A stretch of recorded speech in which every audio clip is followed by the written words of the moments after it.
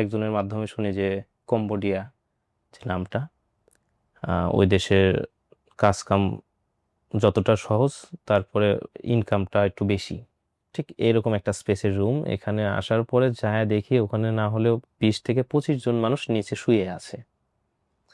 ওরাও এমন ভাবে তাকায় ছিল, মনে হচ্ছিল যে আমি নিজে কোনো অপরাধ করে আসছি, এরকম বোধ করতেছিলাম আমি। তো ওই দিন রাতে ওনাদের সাথে আমি গল্প করি যে মূলত আমাদের কাজটা কি। তখন উনি বলল যে ভাই, আমাদের মূলত কাজ হলো মেয়েদের সাথে কথা বলি, বাংলাদেশের মেয়েদের সাথে কথা বলি, তাদেরকে পটায়া একটা জায়গায় নিয়ে আসা হয়, সেই জায়গা থেকে মানে এই ধরনের কাজ আরো অনেক হয় আশেপাশে। এই ধরনের কাজ। আমি যে এরিয়াতে গেছিলাম ওই এরিয়াতে মানে লাখ লাখ মানুষ, বাঙালিরা লুঙ্গি পরে দৌড়াইতেছে, ঘুম অবস্থায় হয়তোবা রেড পড়ছে, কোথায় যাবে ছুটে জায়গা পাচ্ছে না। নাকি? বেশিরভাগ টাইমে দেখা যাচ্ছে হার্ট কোনো সমস্যা হলে ইলেকট্রিক শক করতো। আমি যখন ওই যে আমার ফ্যামিলি কারো ছবি যখন দেখি, তখন আমার ভিতরে একটা কাজ করে যে না, আসলে এটা আমি খুব বড় একটা খারাপ কাজ করতেছি এবং আমার খুব দ্রুত এখান থেকে বের হওয়া উচিত। আমি তখনই আপনার সাথে যোগাযোগ করি। তারপর কি হলো ভাই? ওরে বাবা, এই এতগুলো নাম্বার পাওয়া গেছে? চেকে দেওয়া আছে দেখেন মনে হয়, হ্যাঁ। চেকে আছে, তারপর বিকাশে পাঠাচ্ছে। এই এই টাকাগুলো, ওরে বাবা, এত আচ্ছা, আইএফআইসি ব্যাংক আছে এখানে, ডাচ বাংলার, এগুলো, এই টাকাগুলো কোন অ্যাকাউন্টে পাঠায়? বাংলাদেশ অ্যাকাউন্ট। বাংলাদেশ, তার মানে এখানে বাংলাদেশে আবার এজেন্ট আছে জি, যারা এই জিনিসগুলো কালেক্ট করে? yes। আমি মূলত এই এই একটা কারণেই ঠিক আছে আপনার সাথে যোগাযোগ করা, যে এই বাংলাদেশের লোকজন মিশেই এই বাংলাদেশে এত বড় একটা ক্ষতি হচ্ছে। আসসালামু আলাইকুম প্রিয় দর্শক এবং শ্রোতা। আল্লাহ সর্বাবস্থায় আমাদের সবার মঙ্গল করুন, সবসময়ের মতো সেই দোয়া প্রার্থনা করে শুরু করছি। আপনারা দেখতে চলেছেন প্রবাসীর অন্তর কথা। আমাদের স্টুডিও অফ ক্রিয়েটিভার্স লিমিটেড বা সকার যে কটি অনুষ্ঠান সামাজিক যোগাযোগ মাধ্যমের জন্য নির্মিত হয়, তার একটি হচ্ছে লাইভ। আরও বেশ কয়েকটি অনুষ্ঠান আমাদের রয়েছে: ব্র্যান্ডিং বাংলাদেশ, প্রবাসীর অন্তর কথা, আপন ঠিকানা এবং ওয়ান। এছাড়াও আমরা আরও একটি ইউটিউব চ্যানেলে আমরা আরও একটি কন্টেন্ট নিয়ে এসেছি, সেটা হচ্ছে ফুড বাজার্স। এই কন্টেন্টগুলো বিশেষ করে ওয়ান কিছুটা মানুষ জেনেছে, ফুড বাজার একেবারেই জানে না, নতুন। আরও বেশ কিছু কন্টেন্ট আমরা চেষ্টা করছি, একেবারেই প্ল্যানিং পর্যায়ে আছে, সেগুলো নিয়ে আমরা কাজ করব। এই অনুষ্ঠানগুলোতে যদি আপনি অংশগ্রহণ করতে চান বা আমাদের সঙ্গে সরাসরি কথা বলতে চান, আমাদের এখানে একটাই মাত্র হটলাইন, 09639887777। এছাড়া আমাদের মেইল অ্যাড্রেসও একটা যোগাযোগ করবার জন্য পাবলিক এন্ড থেকে, সেটা হলো sharemystory24@gmail.com। এই দুটো অ্যাড্রেসই বলবো আমি, একটা হচ্ছে ফোন নাম্বার এবং একটা হচ্ছে ইমেল অ্যাড্রেস। সবসময় আমাদের ভিডিওর কোনাতে থাকে, প্রত্যেকটা ভিডিওর কোনাতে, সো আপনি একটু টুকে রাখলেই হবে। তো আজকে যে ভাইটি রয়েছে, চলুন তাকে একটু জানার চেষ্টা করি। প্রথমে নামটা বলেন তো ভাই আপনার। আমার নাম মোহাম্মদ মাহমুদুল হাসান সাদ্দাম। বয়স? বয়স 31 বছর। জন্ম জেলা? সিরাজগঞ্জ। সো আপনি কি সিরাজগঞ্জ থেকে আসছেন? জি, সিরাজগঞ্জ থেকে আসছি। সিরাজগঞ্জের গেদা, আপনারা গেদা বলেন জি, না? কেদা বলি। গেদা গেদি, যাই হোক, আমার বাড়ি উত্তরবঙ্গে, সো কিছুটা রিলেট করতে পারি। তো সাদ্দাম ভাই, আপনি শুরু করেন একেবারে যেখান থেকে বলতে চান। ছোটবেলা থেকেই পড়াশোনায় যে একবারেই ভালো ছিলাম তাও না, আবার একবারে খারাপ ছিলাম এরকমও না। বাবা কি করতেন? বাবা স্বায়ত্তশাসিত আইসিএবি-তে জব করতেন। আচ্ছা, উনি রিটায়ার্ড করছে 2018-তে। ওকে। কয় ভাই বোন ছিলেন আপনারা? আমরা 5 ভাই, বোন নাই। আপনি বড়? আমি মেজো। বড় ভাই কর্পোরেট একটা জব করে। পড়াশোনার ক্ষেত্রে দেখা যাচ্ছে যে আমি ডিপ্লোমা করছি, মেকানিক্যাল ডিপ্লোমা করছি বগুড়া থেকে। আচ্ছা। বগুড়াতে পড়াশোনা করার পরে আহ, আমি ঢাকাতে আসি এবং ঢাকাতে বিএসসি ভর্তি হওয়ার কথা হয়। তো এর ভিতরেই আমার নিজে থেকে মনে হয় যে আসলে চাকরি সেক্টরটা একটু অন্যরকম। তো আমি যদি ব্যবসা করতে পারি এবং ব্যবসার পাশাপাশি যদি আমি বিএসসিটা কমপ্লিট করি, সেক্ষেত্রে আমার দুটোই হলো। তো বাবাকে প্রস্তাবটা রাখি এবং বড় ভাইকে বলি, তো তারাও সম্মতি দেয়। সেই জায়গা থেকে কিছু টাকা দেয়, আমাকে হেল্প করে যে এটা তোমাকে বিএসসি-তে ভর্তি করতে যে টাকা লাগতো এটা তোমাকে দিচ্ছি, তো তুমি এটা দিয়ে কি ব্যবসা করবে তুমি জানো। আপনার কোনো আইডিয়া ছিল ওই সময়টাতে কি করবেন? ওই সময় আমার আইডিয়া বলতে আমার আরো ইয়ারে বড়, বাট তারা আমার ফ্রেন্ডলি। হ্যাঁ। তাদের সাথে বসে আমি একটা চিন্তা ভাবনা করছিলাম যে এখানে যে মুরগির ফার্ম এবং হাঁসের যে হ্যাচারিটা, হ্যাঁ। যেটা ডিম থেকে বাচ্চা ওঠানো, এটা করার জন্য আর কি। আপনি ঢাকায় কোথায় করবেন ওইটা? না, আমি ওটা প্ল্যান করছিলাম এলাকাতে। আচ্ছা, এলাকাতেই করবেন, ঢাকাতে নিয়ে আসবেন, জি। এরকম একটা কিছু, হ্যাঁ। তো পরে আমরা সেটা গ্রামে শুরু করি এবং সেখানে বেশ বড় অঙ্কের একটা মানে লস খান? লস প্রজেক্ট হয়। লস কেন খান? জি, লস খাই এর জন্য যে আমরা ওই হিউমিডিটি বা যে তাপমাত্রা দেওয়া লাগতো, এটা আমরা সঠিকভাবে দিতে পারতাম না, এবং যাদের মাধ্যমে আমরা ক্রয় করছিলাম তারা বলছিল এটা সবকিছু দেখবে, আসলে দেখে কিন্তু নাই। আসলে দেখে নাই। তো সেই জায়গা থেকে প্রায় 2.5 লক্ষ টাকার ডিম আমরা নদীতে ফেলে দিতে হয়েছে পচে যাওয়ার পরে। তো এরকম আমরা বাচ্চা উৎপাদন হয় নাই। বাচ্চা উৎপাদন হয়নি। তারপরে কোচিং দেই আমি, ওটার পরিচালক ছিলাম এবং টিচার ছিলাম।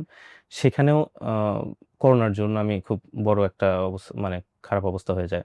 ওই সময় থেকেই ঠিক আছে আমি মাঝামাঝি অবস্থাতে আমি ফটোগ্রাফি করতাম আচ্ছা, এবং মোটামুটি 5টার মতো অ্যাওয়ার্ডও পাইছি। ফটোগ্রাফি করে জি। তো অ্যাওয়ার্ড বলতে কি লোকাল অ্যাওয়ার্ড নাকি লোকাল ইন্টারন্যাশনাল? অ্যাওয়ার্ড ছিল, একটা ইন্টারন্যাশনালি ছিল আর লোকালি ছিল।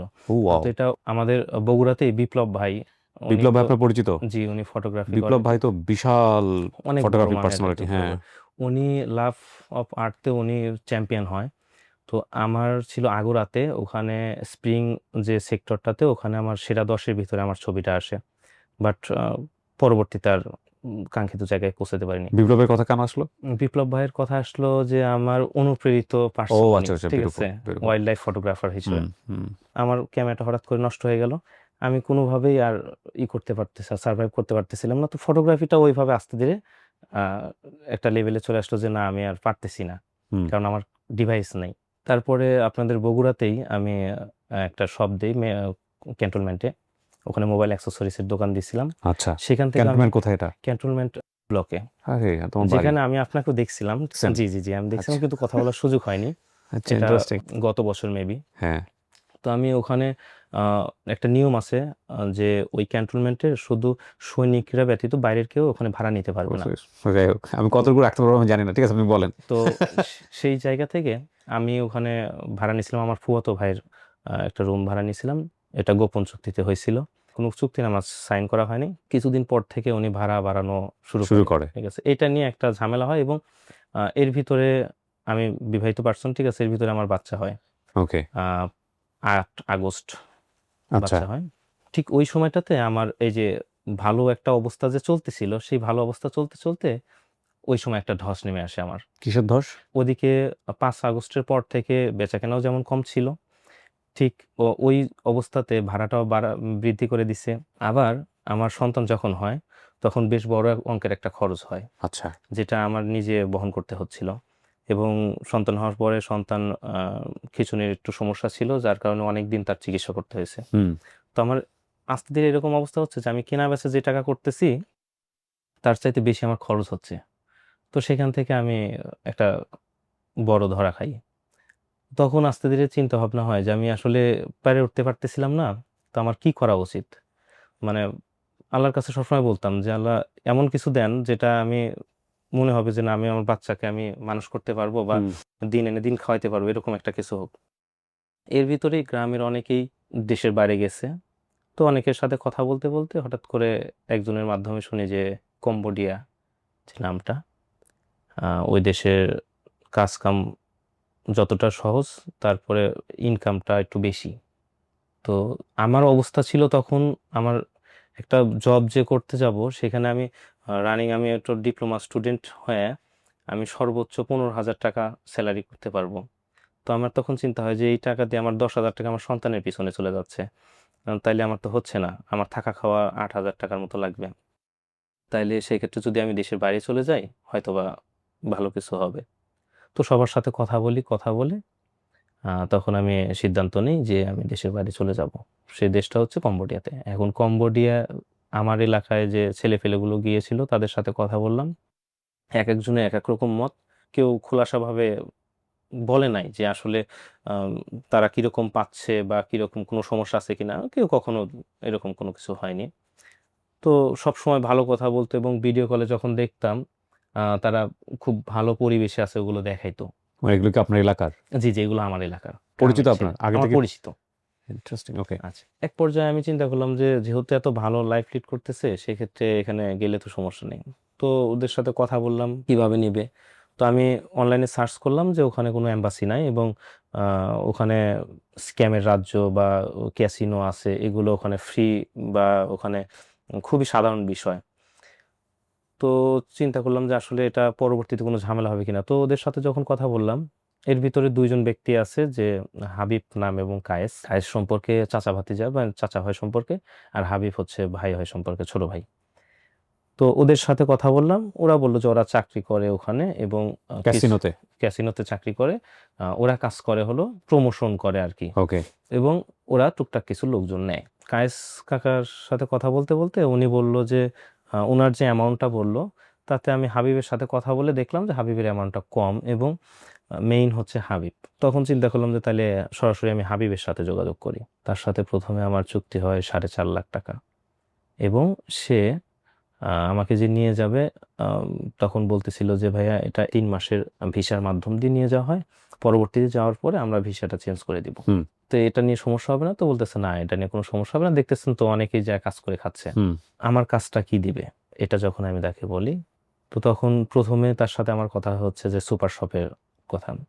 তো পরবর্তীতে উনি আমাকে বলে যে ভাই সুপার শপে তো সম্ভব না, আমি আপনাকে ক্যাসিনোরই কোনো একটা সাইডে দিতে পারবো যেখানে কোনো ধরনের কোনো ঝামেলা হবে না, ঠিক আছে, কোনো অবৈধ কাজ না।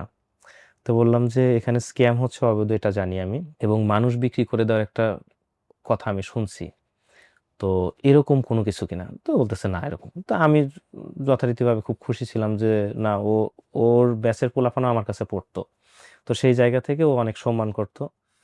তো আমি সেই চিন্তা ভাবনা করে ওর সাথে ডিল করি এবং 50,000 টাকার মতো অ্যাডভান্স করি। কত টাকা লাগবে যেতে, কি অবস্থা? 4,50,000 টাকার কথা প্রথমে বলছিল ওই, ওকে। সেটা ধাপে ধাপে আস্তে ধীরে দিতে হবে। ওই প্রসেসিং শুরু করে। এই টাকাটা কি ওইখানে চলে যায় নাকি? এই টাকাটা ওখানে চলে যায় ওর কি- অ্যাকাউন্ট মাধ্যমে। কিভাবে পাঠান আপনি টাকাটা? এই টাকাটা ব্যাংকের মাধ্যমে পাঠানো হয়েছিল, ঠিক মানে আছে। কম্বোডিয়ার কোনো ব্যাংকে যাবে না ডিরেক্টলি? না না না, এটা বাংলাদেশি ব্যাংকিং। বাংলাদেশি ব্যাংকে ওদের কোনো এজেন্ট আছে বা কোনো কিছু আছে, জি জি এরকম জি কোনো জি কিছু জি জি জি জি জি, তার কাছে পাঠাতে তার হয়? কাছে সো পাঠাতে ও হয়। খালি বলবে যে ফাইন, জি আমি জি টাকাটা পাইছি। জি জি জি, ওকে, এরকম। তারপর? আচ্ছা, আমার জন্য কাজ করা শুরু করে। একটু লং টাইম লাগতো, তারপরেও সে হঠাৎ করে একদিন ফোন দিয়ে বলল যে ভাইয়া আপনার কাগজপাতি সব রেডি, এত তাড়াতাড়ি করে ফেললাম, ঠিক আছে, প্রথমে একটু ঢিলা ছিল, পরে এত দ্রুত হয়ে গেল। তো বলতেছে না, এটা আমি আপনার জন্য খুব তাড়াতাড়ি করছি। তো আমি আশেপাশে দেখলাম আমাদের গ্রামেরও আরো অনেক ছেলে ফেলেও আগ্রহী এই বিষয়ে। হুম। তো এক পর্যায়ে আমার ডেট পড়লো 22 তারিখে ডিসেম্বর। এটা কত সালের গল্প বলছেন এটা আপনি? 25 2025, মাত্র 1 বছর আগে। মাঝখানে 3টা মাস গেছে। ওকে। জি, ওকে, হ্যাঁ, তারপর? ডিসেম্বরের 22 তারিখে আমার ফ্লাইটের ডেট পড়লো। 2025 সালের ডিসেম্বরের জি 22-এ? জি জি জি জি। কত টাকা দিলেন আপনি মাকে? ওকে টোটাল দিলাম হচ্ছে, ও যাওয়ার আগ মুহূর্তে আমাকে বললো যে ভাইয়া সবকিছু এভারেজ দিয়ে একটু বেশি পড়তেছে, তো আমাকে একটু বাড়ায় দিতে হবে, অনেকের কাছে পাস নিছি, তো আপনি একটু দেখেন বিষয়টা। তো ওকে। বললাম আচ্ছা ঠিক আছে, এটা আমি এখন দিব না, এখন তোমাকে 4,85,000 দিব, আমি বাকিটা আমি যা তারপরে দিব। আচ্ছা ঠিক আছে দিয়েন। তো আমি যাওয়ার আগ মুহূর্ত পর্যন্ত ওকে আমি সবকিছু ক্লিয়ার করে দিই। এই টাকা আপনি নিয়েছেন কার কাছ থেকে? আহ, এই টাকাটা আমি নিয়েছিলাম মূলত, বাবা 1 লাখ টাকা দিছিল, আমার শাশুড়ি 1 লাখ টাকা দিয়েছিল, আমি খালা শাশুড়ির কাছ থেকে ধার নিয়েছিলাম 1 লাখ টাকা, কাকা শ্বশুর 30,000 টাকা ধার দিয়েছিল, আমার কাকা উনি 30,000 টাকা ধার দিয়েছিল। আত্মীয় স্বজনের কাছ থেকে আত্মীয় নিয়েছেন? স্বজন থেকে আমি এবং লোন সবাই জানে করা। যে আপনি দেশের বাইরে চলে যাচ্ছেন? জি, সেই সুবাদেই। ওকে। তো এক পর্যায়ে আমি যখন শাহজালাল ইন্টারন্যাশনাল বিমানবন্দরে যাই, এয়ারপোর্ট, হ্যাঁ। জি ওখানে যাই, যাওয়ার পরে আমি কাগজপাতিগুলো খুব ঝামেলা হচ্ছিল, ঠিক আছে, কেমন যেন মনে হচ্ছিল যে আমি আটকায় যাচ্ছি, আমি যাইতে পারতেছি না, এরকম একটা অবস্থায়। কারণ তখন পর্যন্ত আমার কাছে যে কাগজপত্রগুলো আসার কথা সেগুলো আমার কাছে আসে পৌঁছায়নি। তো আমি ওকে ফোন দিচ্ছিলাম বারবার, কারণ ওর সাথে আমার কমিউনিটি ছিল হচ্ছে হোয়াটসঅ্যাপে। হোয়াটসঅ্যাপ ছাড়া তো ওর সাথে কোনো যোগাযোগের মাধ্যম না। তো ওকে বলতেছিলাম, বলতেছে যে আমি একটা ছেলেকে দিয়ে পাঠাই দিছি, ওনার এজেন্ট ছিল গাফফার নামে একজন ছিলেন এয়ারপোর্টে? এয়ারপোর্টে, উনি এসে দিয়ে যাবে, গাফফার ভাইয়ের লোক দিয়ে যাবে, গাফফার ভাইয়ের কাছে ওই কাগজ পাঠাইছে আর কি, কিসের কাগজ এটা? ওয়ার্ক পারমিট, তারপরে তো আমার, এগুলো তো আগে আসার কথা আপনার কাছে। এগুলো আগে আসার কথা, কিন্তু এগুলো কখনোই আসেনি, ঠিক আছে। ও বলতেছিল যে এগুলো সবকিছু আগেই আমি ক্লিয়ার করে রাখবো। এই শেষ পর্যায়ে শেষে যখন আমার কাছে পাঠায়, তো তার সাথে সাথে কিছু ডলার পাঠায়। ওকে। আমার কাছে পাঠাইলো হলো $2,400 মতো। তো আমি $2,400 বলতে এটা কি ইউএস ডলার? US dollar. কেন পাঠাবে আপনাকে? আচ্ছা, এটা আমি তখনও জানতাম না যে কেন। তার আগে ছিল যে আমি ওখানে না তো আমার খরচ করতে হবে, তো সেক্ষেত্রে আমি কিছু ডলার বানায় নিই বাংলা টাকা দিয়ে, ঠিক আছে, আমি কিছু ডলার করে নিই, ওর ভিতরেই $2,400। তো ওকে আমি যখন বললাম যে এই ডলারটা কিসের জন্য, তো বলতেছে যে ভাইয়া আমি তো আসলে মূলত আপনাকে ট্যুরিস্টে নিয়ে আসতেছি, তো এটা তো ইমিগ্রেশনে দেখাইতে হবে যে আপনি ট্যুরিস্ট, তার আপনার কাছে টাকা থাকতে হবে। তো আমি তখন ওইভাবে অতটুকু নেইনি, কারণ আমার তখন মাথার ভিতরে এরকম ছিল যে আমি দ্রুত কিভাবে ভালোভাবে পৌঁছাইতে পারি ওখানে। ওকে। তো ও যেভাবে বলতেছিল আমি সেভাবেই করতেছিলাম। ইমিগ্রেশন পার হলাম, তখন আমি কাগজপত্র আমি ভালো করে দেখতে পারিনি, কারণ হচ্ছে যে 3 ঘন্টা আগে যাইতে হয়। আমার আধা ঘন্টার মতো সময় ছিল, দৌড়াদৌড়ি করে এসে দিয়ে গেছে। তাড়াতাড়ি করে ইমিগ্রেশনের ডাক দিয়ে আমাকে আমাকে ডাক দিয়ে পার করছে। আমাদের ইমিগ্রেশন অফিসার যখন বলল যে কনস্ট্রাকশনের কাজে যাচ্ছেন, তো তখন আমি একটা চিন্তা করলাম যে উপস্থিত বুদ্ধি হিসাবে যে হয়তো বা কনস্ট্রাকশন ওখানে লেখা আছে বিধায় আমাকে এটা প্রশ্ন করছে।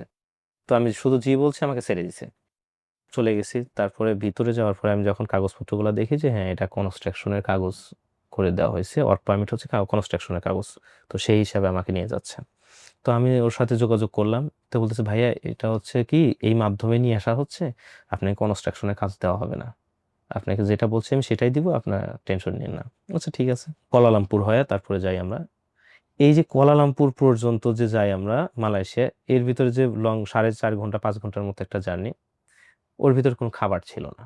অন্যান্য যারা ছিল তারা বললো যে না, বিমানে খাবার দেয়। আমার ফার্স্ট টাইম আমি বিমানে ওঠা, খাবার তো সার্ভ করে। মানে আপনার সাথে আরো লোকজন ছিল জি জি জি ছিল। আপনার গ্রামের? যে আমার গ্রামের ছিল 4 জন, আচ্ছা। আর অন্যান্য জায়গার ছিল, বাঙালি অনেক ছিল। সবাই ওনার মাধ্যমেই যাচ্ছে? ওনার মাধ্যমে যাচ্ছে বেশিরভাগই। ওকে। খাবার যখন দিচ্ছে না, আমি $1,000 ভাঙায়া আমি বিমানের ভিতর খাইতে হয়, কারণ প্রচন্ড ক্ষুধা লাগছে। হুম। এবং ওকে যখন বলি, ও আমাকে বলতেছিল যে ভাই আসলে কি দিয়ে কি করছে জানি না, ঠিক আছে, যাকে টিকিট কাটতে দিয়েছিলাম হয়তো বা ওই ঝামেলাগুলো করছে। ইভেন আমাকে লাগেজটা পর্যন্ত ওই আমাকে বলছিল লাগেজ নেওয়ার কথা, আমার লাগেজটা নেওয়ার মতো সুযোগ হয়নি। পরে আমি 2,600 টাকা দিয়ে এক্সট্রা করে আমি পে করে তারপরে লাগেজটা নিয়ে যাই। সবকিছু লাগেজটা নিয়ে যান বলতে বুঝি নাই আমি। ব্যাগ ব্যতীত একটা লাগেজ বহন করার জন্য, হ্যাঁ। তো এটার জন্য আমাকে 2,600 টাকা পে করতে হয়। কোথায়? বিমানবন্দরে। কেন? টিকিটে ব্যাগে ছিল না। ওকে। ওখানে পৌঁছাই, মালয়েশিয়া থেকে কম্বোডিয়া? মালয়েশিয়া থেকে কম্বোডিয়া। আপনাদের কি মাঝখানে ট্রানজিট ছিল? ট্রানজিট ছিল, 9 ঘন্টার ট্রানজিট ছিল। ওকে। পৌঁছানোর পরে আমরা যার সাথে সাথে দেখি আমাদের জন্য রিসিভ করে এক গাড়ি ড্রাইভার উনি আসছে, তো নিয়ে যায়।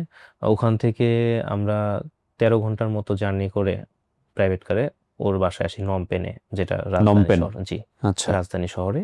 তো ওদের বাসায় যখন আসি, পরিবেশটাই ছিল অন্যরকম, মানে গাদাগাদি করে অনেকজন লোক শুয়ে আছে। রাজধানীতে এয়ারপোর্ট নাই?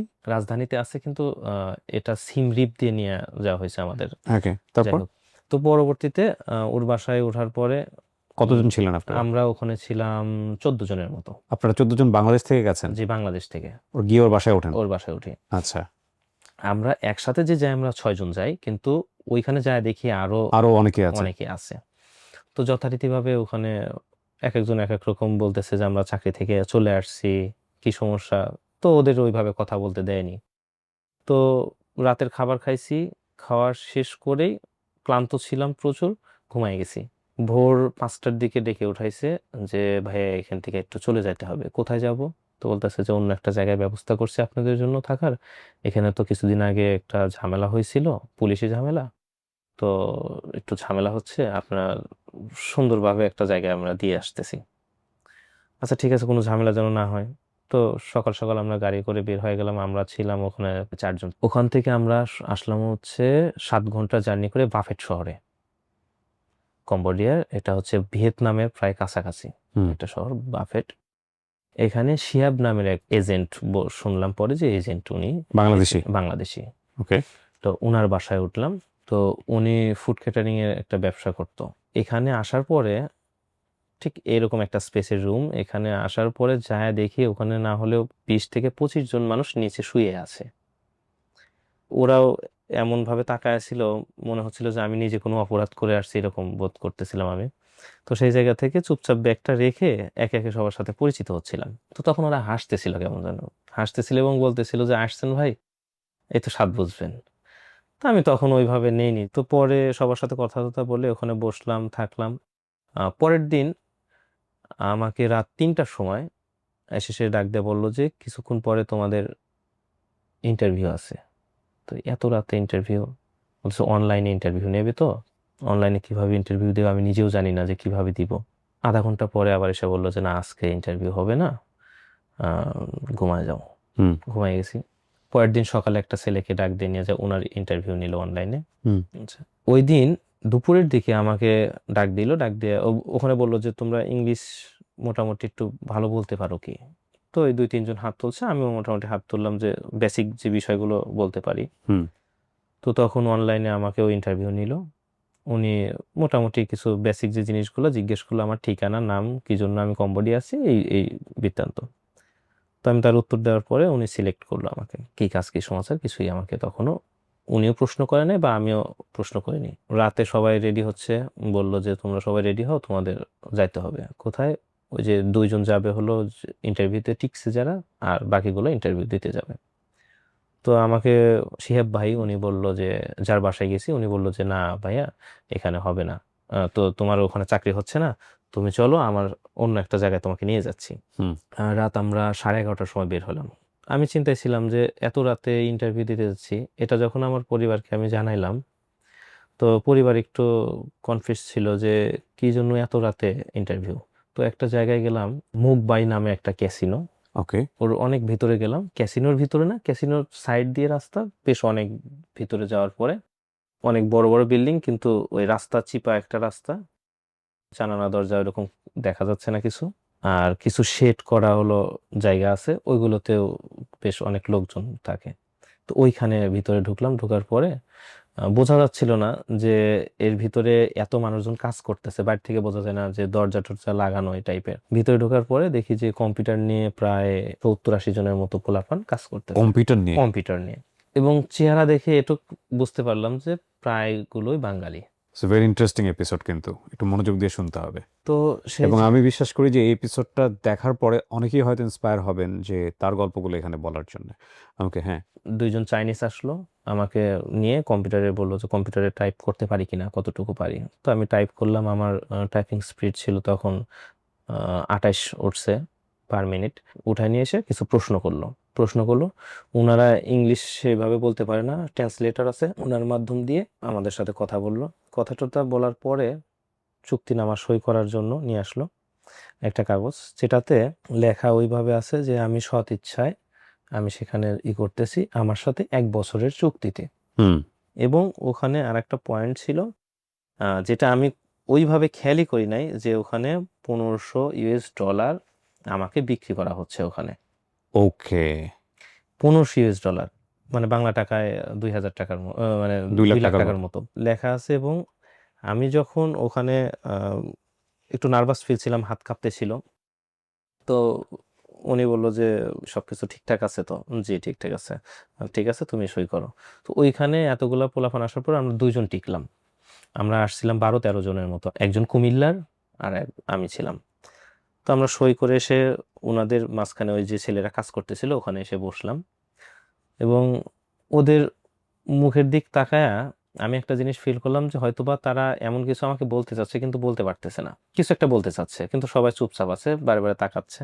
ওই দিন আমাদের একটা রুমে থাকার জন্য ব্যবস্থা করলো, যেখানে এক রুমে আমরা ছিলাম 8জন করে এক রুমে থাকা লাগতো। ওই দিন রাতে ওনাদের সাথে আমি গল্প করি যে মূলত আমাদের কাজটা কি। তখন উনি বললো যে ভাই, আমাদের মূলত কাজ হলো মেয়েদের সাথে কথা বলি, বাংলাদেশের মেয়েদের সাথে কথা বলি, তাদেরকে পটায়া একটা জায়গায় নিয়ে আসা হয়, সেই জায়গা থেকে আমরা তাদের থেকে টাকা মেরে দিই। বগুড়ার একটা ভাই উনি এই কথা যখন বললো, তো আমি মনে করতেছি উনি মজা করতেছে। পরবর্তীতে আরো 2-3 জনের সাথে যখন কথা বললাম, বলতেছে জি কাজটা এরকম। তো তখনই আমি বাসায় ফোন দিই এবং বলি যে কিসে যে ফেঁসে যাচ্ছে আমি বলতে পারতেছি না। আমি আজ পর্যন্ত যে পরিস্থিতির ভিতর দিয়ে আসছি, আমি শুধু ব্যর্থ হয়েছি। এবং আমি ধিক্কার পাইতে পাইতে আমার একটা অন্যরকম লেভেলে চলে আসছে। এখন এই বয়সে এসে এখন যদি আমি আবার ফিরে যাই বা কোনো একটা সমস্যা হয়, তাহলে আমার পরিবারকে আমি কোনো কিছু বলতে পারবো না, বা আমার একদম শেষ হয়ে যাবে সবকিছু। আর এতগুলো টাকা আমি সম্পূর্ণরূপে আমি ধার করে নিয়ে আসছি। তো পরবর্তীতে কিছুদিন কাজ করতে করতে ওনারা ফেইলড হয়, চায়না যারা, ওনারা ফেইলড হয় যে বাংলাদেশি মেয়েদের থেকে আসলে টাকা নিয়ে আসা ওইভাবে সম্ভব না। মানে আমি একটু প্রসেসটা জানতে চাচ্ছি, আপনাকে দিয়ে কি করাতো ওরা? টিকটক বা ফেসবুক বেশ কিছু নাম দিয়ে আইডি খোলা হয়তো ওখানে বসে? ওখানে বসে। যেগুলোকে আমরা বট আইডি বলি? জি জি জি, বট আইডি। এই আইডি গুলো চায়নারা খুলে দিত, লোকেশন গুলো বাঙালি লোকেশন থাকতো। আচ্ছা। আমি মাহমুদুল হাসান এখানে, ওখানে অন্য একটা নাম দেওয়া, আশিক নাম দিয়ে রাখলাম। এই আশিক নাম দিয়ে একটা আইডি খোলা, সেখানে ঠিক সুন্দর একটা ছেলের ছবি দেওয়া থাকতো আচ্ছা। আমার মতো করেই, ঠিক আছে, এই আইডি বানায়া একটা ছেলের ছবি দেওয়া থাকতো। আইডি গুলো দিয়ে চ্যাট করতো মেয়েদের, এবং তাদের বয়স থাকতে হয়তো 35-এর উপরে। যেসব মেয়েরা 35-এর উপরে তাদের সঙ্গে চ্যাট করতো, চ্যাট করা হয়তো। কাদেরকে বেছে নিতেন বেসিক্যালি? আচ্ছা 35-এর উপরে আর কোনো ক্যাটাগরি লাইক আহ, বিধবা বা এরকম অন্যরকম? সবচাইতে বেশি ছিল হচ্ছে বিধবা বা তার কর্মটা ভালো, আচ্ছা, হাই স্ট্যান্ডার্ড ফ্যামিলির মেয়ে, এইগুলোই বিশেষ করে, বা সৈনিক যারা থাকে আর কি, ঠিক আছে, তাদের ওয়াইফ। এদের ওয়াইফ গুলোকে, ঠিক আছে, এগুলো বেছে নিত। এবং এদের কাজগুলো ছিল একজনদের, এটা ক্যাটাগরি ছিল যে এই কয়েকজন ব্যক্তি ফেসবুকে চ্যাট করত এবং চ্যাট করে সেই নাম্বারগুলো, হোয়াটসঅ্যাপের নাম্বারগুলো নিত, নাম্বারগুলো নিয়ে তারপরে অন্য একটা গ্রুপকে দিত, যে গ্রুপরা হোয়াটসঅ্যাপে চ্যাট করত। আচ্ছা, এবং তখন আমি যে কাজটা করছিলাম, যে ক্রিপ্টো ট্রেডিং বা ক্রিপ্টো কারেন্সি, ওই কাজটা চলতো। এই যখন টাকা দেওয়া শুরু হতো, এটা হ্যান্ডেলিং করতো চায়নারা। মহিলা টাকা দিত, জি জি, মানে এক ধরনের প্রেমের ফাঁদে ফেলা আর কি। প্রেমের ফাঁদে ফেলে, ঠিক আছে, এটা করতো, ট্রেড করাইতো। এই প্রসেসটা ওরা ফেইলড হয় এই কারণে যে বাংলাদেশি মেয়েদের কাছে ওইভাবে খুব একটা সুযোগ পায় খুব না, একটা বুঝে যায় সুযোগ পায় না। প্রতারক জি বা জি কোনো জি। একটা কিছু। আর ওই রকম ফ্যামিলি না যে একটা মেয়ের কাছে কোটি কোটি টাকা থাকবে, এরকম খুব কমই হয়। তো সেই জায়গা থেকে ওরা ফেইল করলো। ফেইল করার পরই শুরু করলো কি, যে ছেলেদের নিয়ে কাজ করবে, মেয়ে আইডি হয়ে ছেলেদের সাথে কথা বলবে। ওকে, এই প্রসেস করতে করতেই হঠাৎ করে আমরা খোঁজ পাইলাম আশেপাশে সব প্ল্যাটফর্মের লোকজন চলে যাচ্ছে। মানে এই ধরনের কাজ আরো অনেক হয় আশেপাশে? এই ধরনের কাজ আমি যে এরিয়াতে গেছিলাম ওই এরিয়াতে মানে লাখ লাখ মানুষ এই ধরনের কাজ এই করে ধরনের কাজ এই অন্য দেশের মানুষের সাথে? অন্য দেশে, সেটা বাংলাদেশ হতে পারে, মানে বিশ্বের সব দেশের সাথেই করে। এবং সেই কাজগুলো মানে এমন পর্যায়ে চলে গেছে যে ওরা কোনো দেশ বাদ রাখে নাই, যে দেশের সাথে ওরা স্ক্যাম করেনি, এটাকে বলে স্ক্যাম।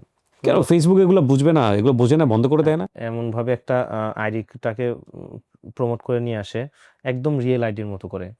আপনার প্রথম দিন আইডি বানানোর পরই যে চ্যাট করবে এরকম কোনো কিছু না। একটা আইডিতে 15 দিনের মতো সময় দেয়।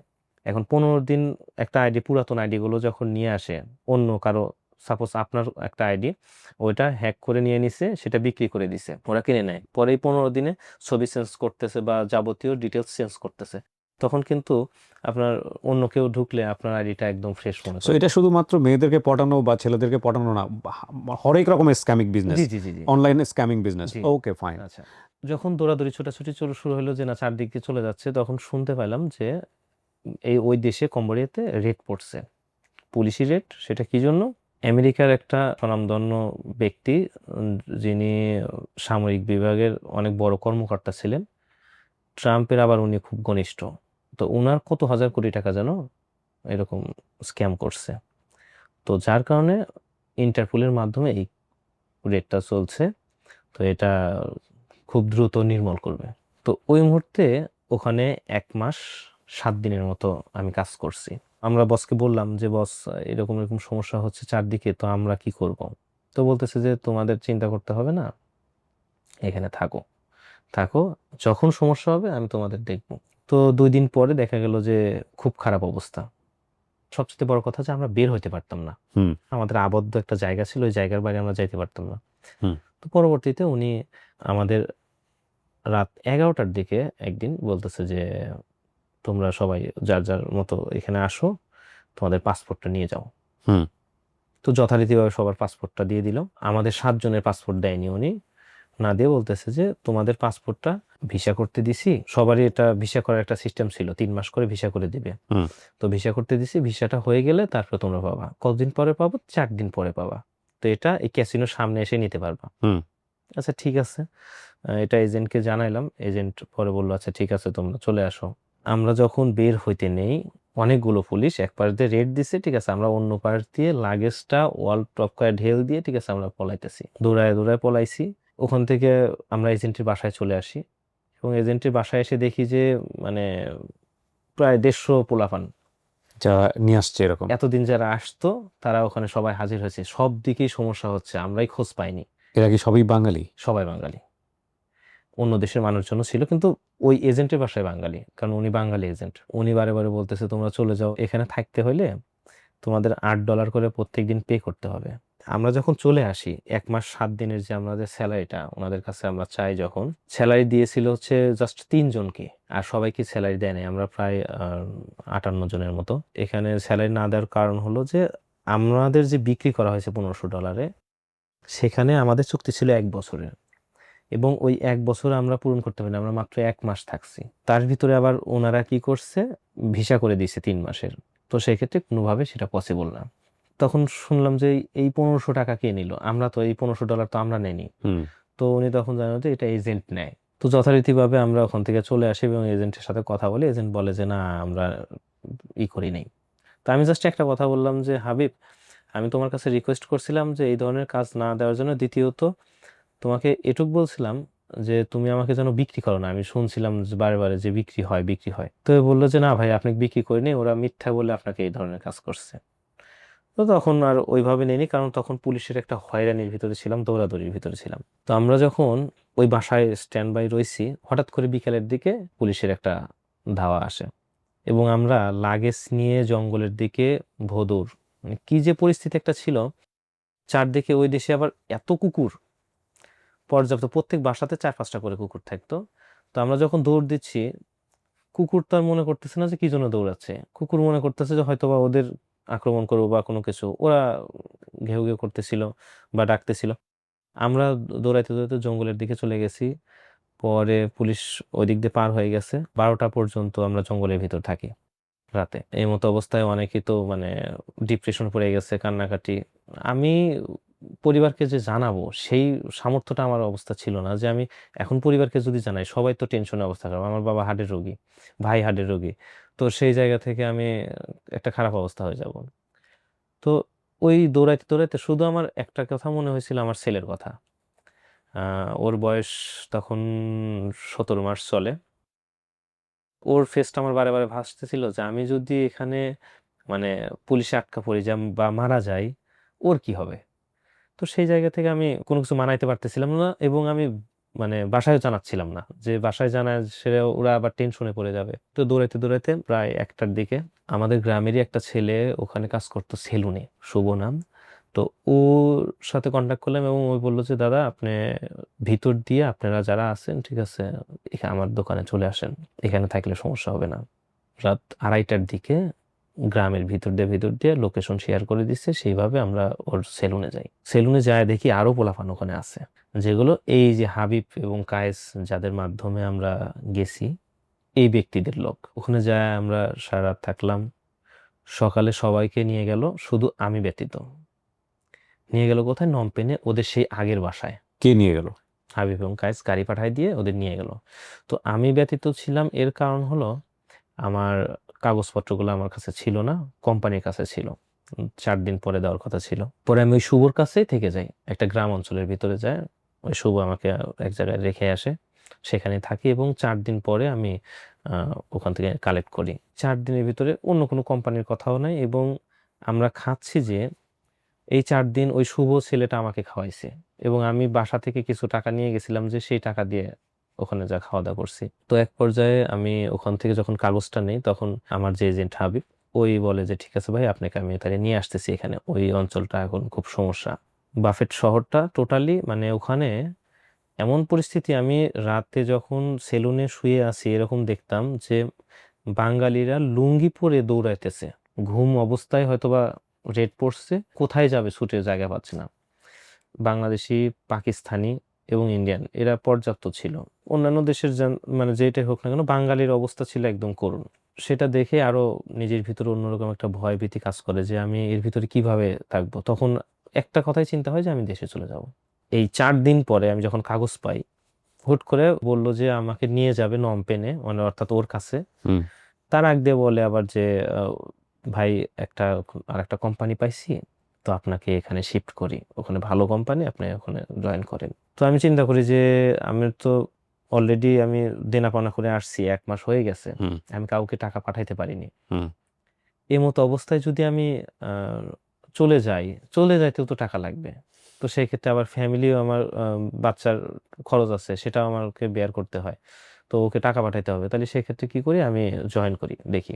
হুম তো সেখানে আমাকে রেফার মানি বলে ওখানে, ওনারা এজেন্ট মানি দেয় না, অর্থাৎ ওই যে $1500 যে ওটা দেয় না। অনেককে আবার $3000 পর্যন্ত বিক্রি করা যায়। $400 রেফার মানিতে ওখানে আমাকে ঢোকানো হয়। যে এজেন্ট, সেই এজেন্ট হাবিব ওই পায় যায়। তো ওখানে আমরা কাজ করি 17 দিনের মতো। ওখানেও কি স্ক্যামিং? ওখানে স্ক্যামই, ওখানে হচ্ছে মেক্সিকানের সাথে স্ক্যাম করা হতো। ওখানে কি ধরনের? ওখানে শুধু আমাদের কাজ ছিল না নাম্বার কালেক্ট করা। তো যার কারণে কি প্রসেসে করতো ওই বিষয়টা আমরা জানতে পারতাম না। ওটা টোটালি হ্যান্ডলিং করতো কম্বোডিয়ান কিছু ছেলে পেলে আর হলো চায়নারা। আচ্ছা। ভিয়েতনামে 2 একজন ছিল, কিন্তু ওরা হচ্ছে হ্যান্ডলিং করতো। আর আমরা বাঙালি বা পাকিস্তানি ছিলাম, আমরা ছিলাম হচ্ছে শুধু নাম্বার কালেক্ট করার জন্য। তার মানে আপনারা হচ্ছে নাম্বার কালেক্ট করতেন বাংলাদেশের বিভিন্ন জায়গা থেকে। জি। টার্গেট গ্রুপ কারা ছিল? আচ্ছা, না ওই জায়গায় মেক্সিকান নাম্বার। মেক্সিকান তোর সাথে কথা বলতেন কিভাবে? আপনার আচ্ছা, ভাষা তো মেক্সিকান না। জি জি, আমরা ট্রান্সলেট ব্যবহার করতাম, গুগল ট্রান্সলেট। ওকে। গুগল ট্রান্সলেট ব্যবহার করে, ঠিক আছে, আমরা বাংলায় লিখতাম বা অভ্র লেখা যেটা লিখতাম ওইটা ট্রান্সলেট করে ওইভাবে ওদের পাস করতাম। বেশিরভাগ সময় ইংলিশটাতে আমরা করতাম। যদি ওনারা স্প্যানিশ ভাষা বা অন্য ভাষা ওনাদের ভাষা বলতো, সেক্ষেত্রে দেখা যাচ্ছে আমরা ওই ভাষাতে ট্রান্সলেট করে তারপরে আমরা পাঠিয়ে দিতাম। ওইখানে আমরা 17 দিনের ভিতর মতো ছিলাম, এবং 17 দিন থাকার পরে আশেপাশে রেট পড়ে। ফাইনালি কি করে এই নাম্বারগুলো নিয়ে ওরা? এই নাম্বারগুলো নিয়ে ওরা হচ্ছে বিজনেস অফার করে, এবং এই বিজনেস অফার করে ওখানে ইনভেস্ট করায়। আচ্ছা। ওই লেভেলটাতে আমরা যাইতে পারিনি, বা ওই সাইডে আমরা যাওয়া পসিবল ছিল না আমাদের। আর এখানে সবচেয়ে বড় একটা বিষয় ছিল যে পর্যাপ্ত শাস্তি দিত। আপনি একটা ভুল করছেন, তার জন্য $5 ফাইন বা $10 ফাইন, এটা তো আছেই, পাশাপাশি আপনাকে দাঁড় করা রাখছে, বেশি খারাপ অবস্থা হলে ইলেকট্রিক শক দিছে বা বুক ডাউন দেওয়াচ্ছে। তাই নাকি? বেশিরভাগ টাইমে দেখা যাচ্ছে হার্ট কোনো সমস্যা হলে ইলেকট্রিক শক করতো। এই অবস্থাতে 17 দিন পরে আমরা ওখান থেকে আবার দৌড় দিই, এবং দৌড় দিয়ে তখন আমরা ওকে, আমার এজেন্টকে বলি যে ভাই, আমরা এদিক থাকবো না, ঠিক আছে, তোমার এখানে নিয়ে চলো। 11 জন একটা হাইসে আমরা যাই। জি।